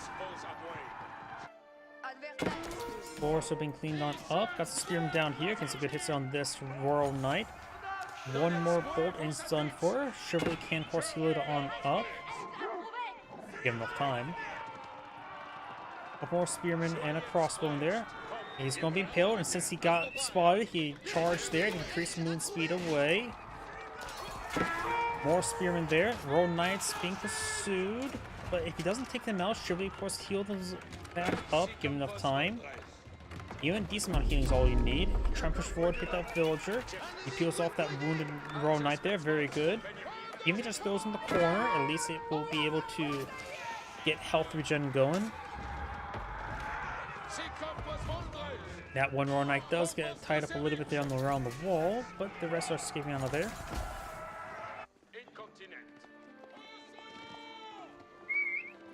And I'm a Spearman and a crossbow in here. We'll go there.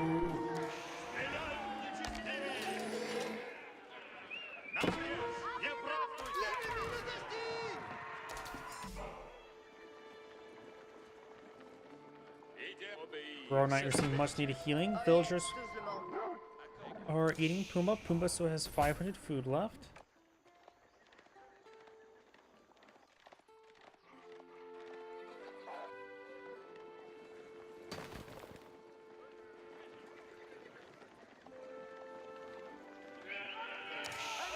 Got these forces heading back down south. Warrior monk does pick up a relic. So right now, yellow's claimed 1 relic, so is blue. Yellow has picked up 2 more. Then the last relic right there, which can easily be grabbed by either player, but maybe more so for yellow.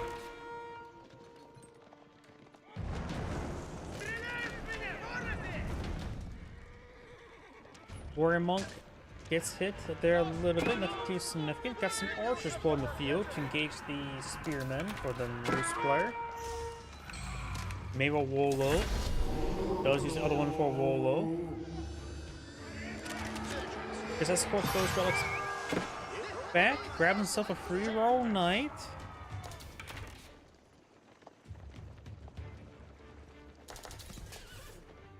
Guild Hall is currently collecting up food. Most times people get just food collected on up. They just focus grabbing gold on the map. And then use that to, Guild Hall to collect the food for the age up. There's a piece of deer still here. No scouts left on the map. Maybe worth it just grab deploy a scout to quickly grab it. Plus you always need a scout to help, well, scout. He does have 2 monasteries back here, so he's able to put both those relics inside there. So now he has 4 relics, which is very, very nice.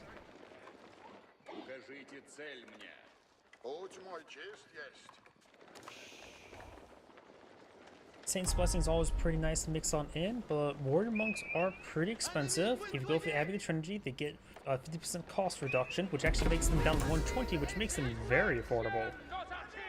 Here's a Horseman. Warrior Monks are weaker, offering similar damage and attack speed, similar health, but just simply lacking any multipliers, including versus Siege.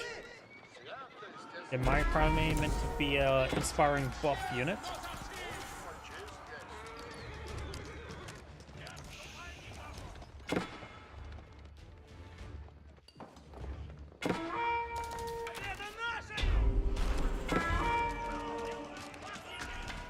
Outpost here, fortified, spring golded.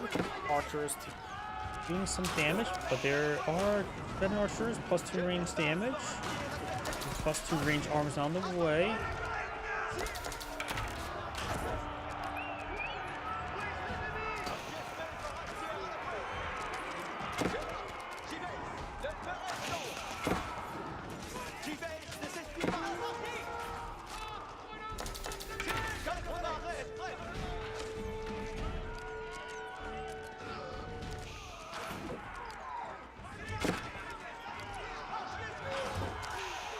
Doing some good damage on those spearmen.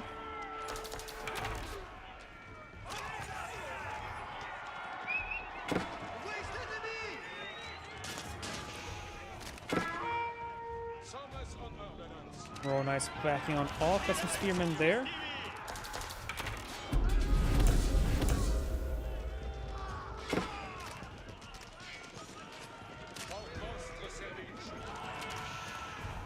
Archers backing on off. Get some good damage there. Over here, do have some Royal Knights engaging the spearmen. Right now, their army size is relatively similar. Blue does have a higher value with so many Royal Knights in the field. Though a good number of them are quite wounded, so them getting healed up by Chivalry is actually quite nice. If he has the... He is building another monk.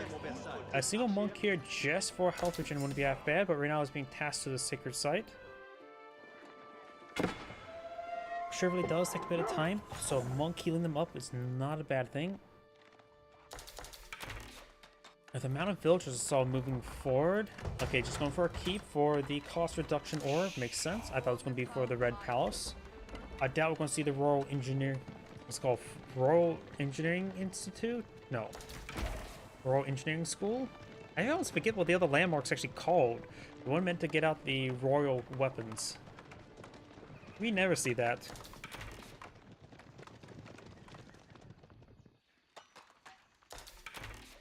Here's just me hoping that we will see it, because we just don't see it. I like seeing stuff we don't see. Royal Knights pushing over here. C'est... Alarson, chevalier! Je suis votre serveuse. Arbaletiers now on the build queue for the French player. Alarson, chevalier! Si comme vos voldrez.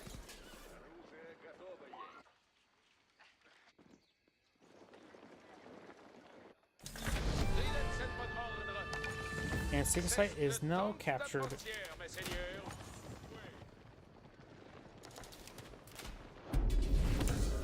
Gamerson now being researched, making his Arbaletiers a bit more of a hard counter to Spearmen.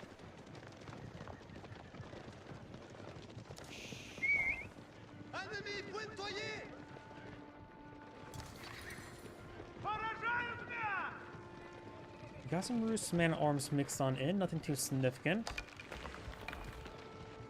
Canted Saddles also being researched as well. These Royal Knights have regenerated this significant amount of health, though a couple of them will be picked off there for free.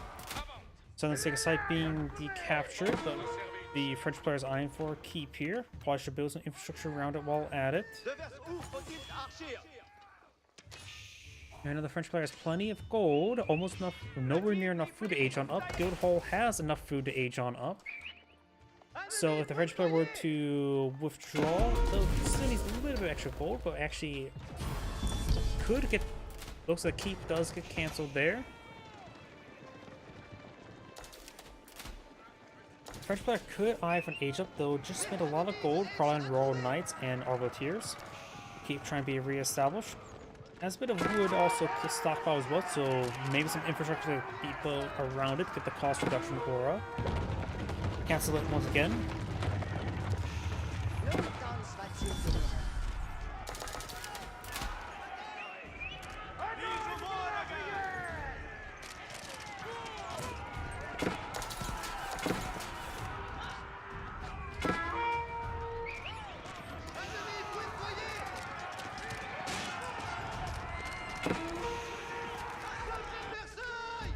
Horsemen here. Crossman archers engaging.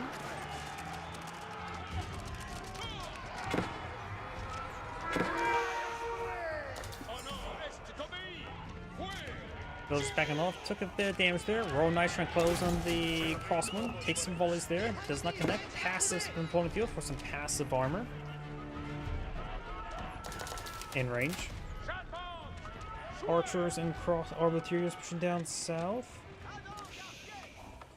Royal Knights ready to help support. Yellow's turned around, they'll be standing and fighting. Royal Knights charging wave forward. They're going to take quite a bit of extra damage there from these Royal Knights. Crossbow getting some good hits there. Good stutter step, backing off the ends of the earth. Good number of these Royal Knights are almost dead. Just need to split his fire. I think that's been a bit of overkill. But looks like overall Yellow will lose the fight. Blue does have higher destroy value than Yellow, but only by a small margin at this point in time.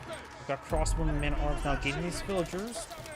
Villager numbers are in favor of the French. French do build villagers a little bit more quickly. Unupgraded horsemen here. And the French player does have enough food or enough gold to age on up. Guildhall, Guildhall. He has withdrawn from the Guildhall, so that's so he does not have enough food to age on up from the Guildhall.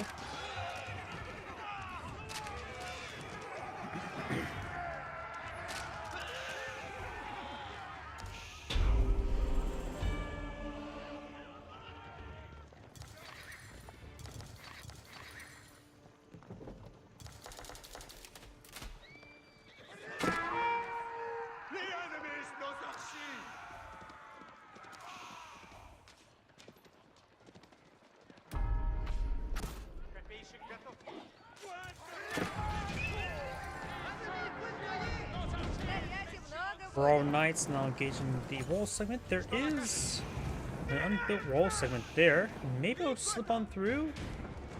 That area looks completely traversable to me. Not some weird situation where it's like, oh, this tiny little bit of cliff face preventing traversement. Spring Guard emplacement inside this fortress. Both six sides can now catch up with the French, getting, of course, some good extra gold income. Now got the gate being finalized, or replace the wind wall with the gate.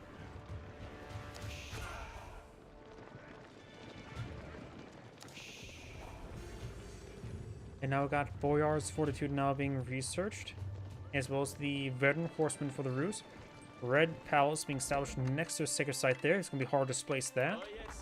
While I can build some additional infrastructure around it, get the cost reduction aura, as well as forward deployment.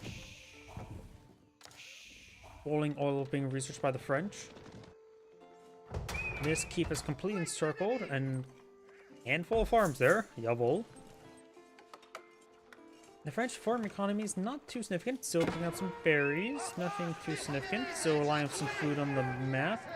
Boar here still has a decent amount of food, so maybe tasking maybe 3 villagers to finish that off wouldn't be a half bad idea. Maybe ones that are heading back home, not necessarily heading out to the map, could be a good possibility. So there's these guys here, once they get done collecting up stuff on the field.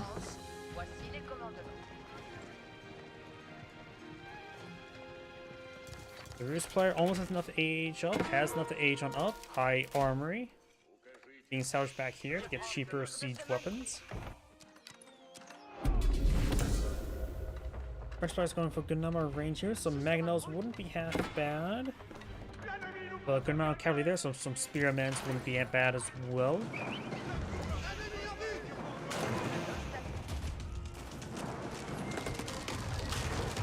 Elite crossbowman or elite arbiter being researched by the French. The Rus player has a good number of crossbow in the field, but there's a lack of heavy armor right now in the field for the French players, so maybe not necessarily to go for elite crossbowman research.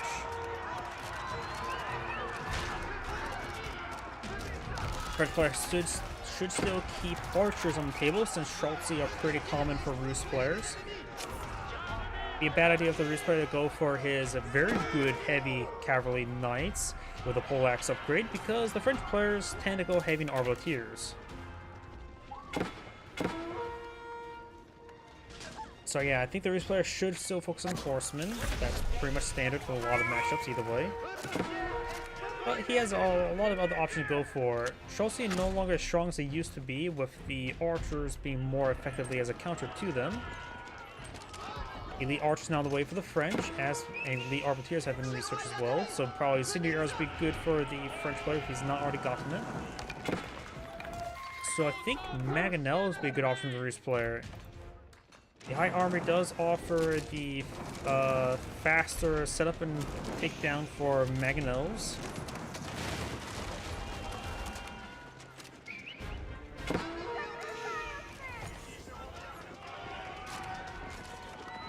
Rus archers wouldn't be half bad against those archers as well. Fight fire with fire, pretty much. Would be on equal footing. And the French player is playing some hand cannoneers, so archers would be a bit more effective as well.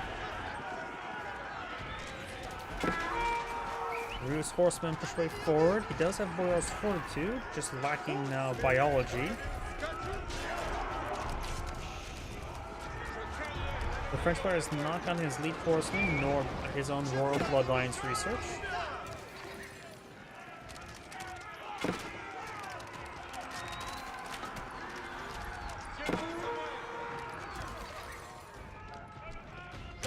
Horseman heading up north.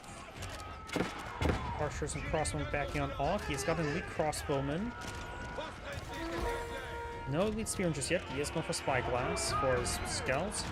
Who's pushing away forward? He's supposed to grouped on up. We do have some bomb bars in front of the field. I saw this. We got French cannons in the field.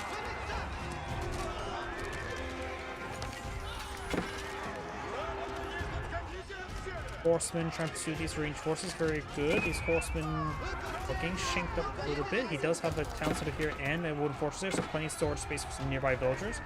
These ones, however, are starting to get hit. Spring golem placement should perhaps save him there.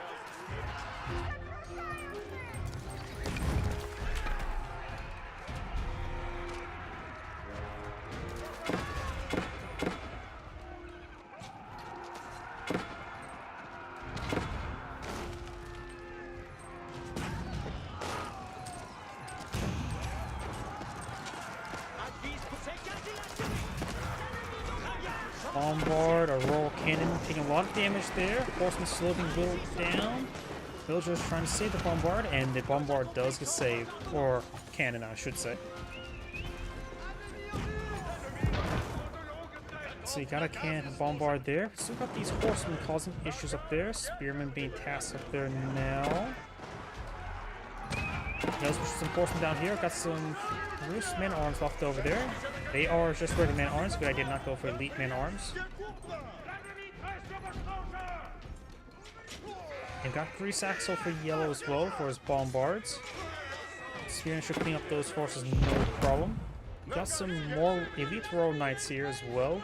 Got a nice bit of mixed force of range units.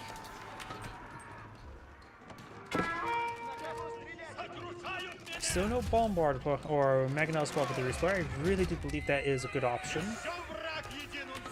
But the French players deploying a large number of hand cannoneers.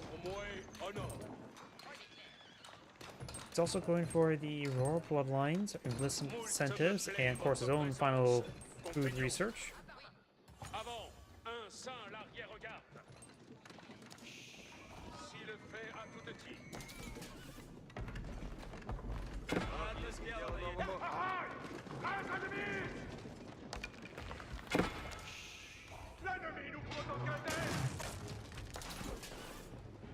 Got these Royal Knights before some horsemen.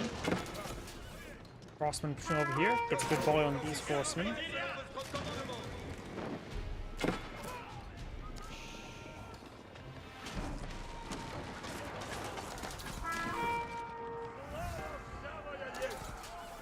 Sacred Site victory 3 minutes. I did not realize it was still going. So yellow has to push forward. Got multiple keeps here. And of course with the red palace, they do have an extra arbalist in placement. And they appear to be, or at least one has a cannon placement as well. So that's a good amount of natural, good amount of defense. Plus production structures help out as well. The French player is not at max out population, going for more Royal Knights. The French player could counterattack as well. The Rus player has 4 Bombards field and 2 more on the way, so he's going for heavy in the artillery department. And now we do have the fine-tuned guns, increase the damage of Bombards by 20%, increase plus 50% damage versus infantry.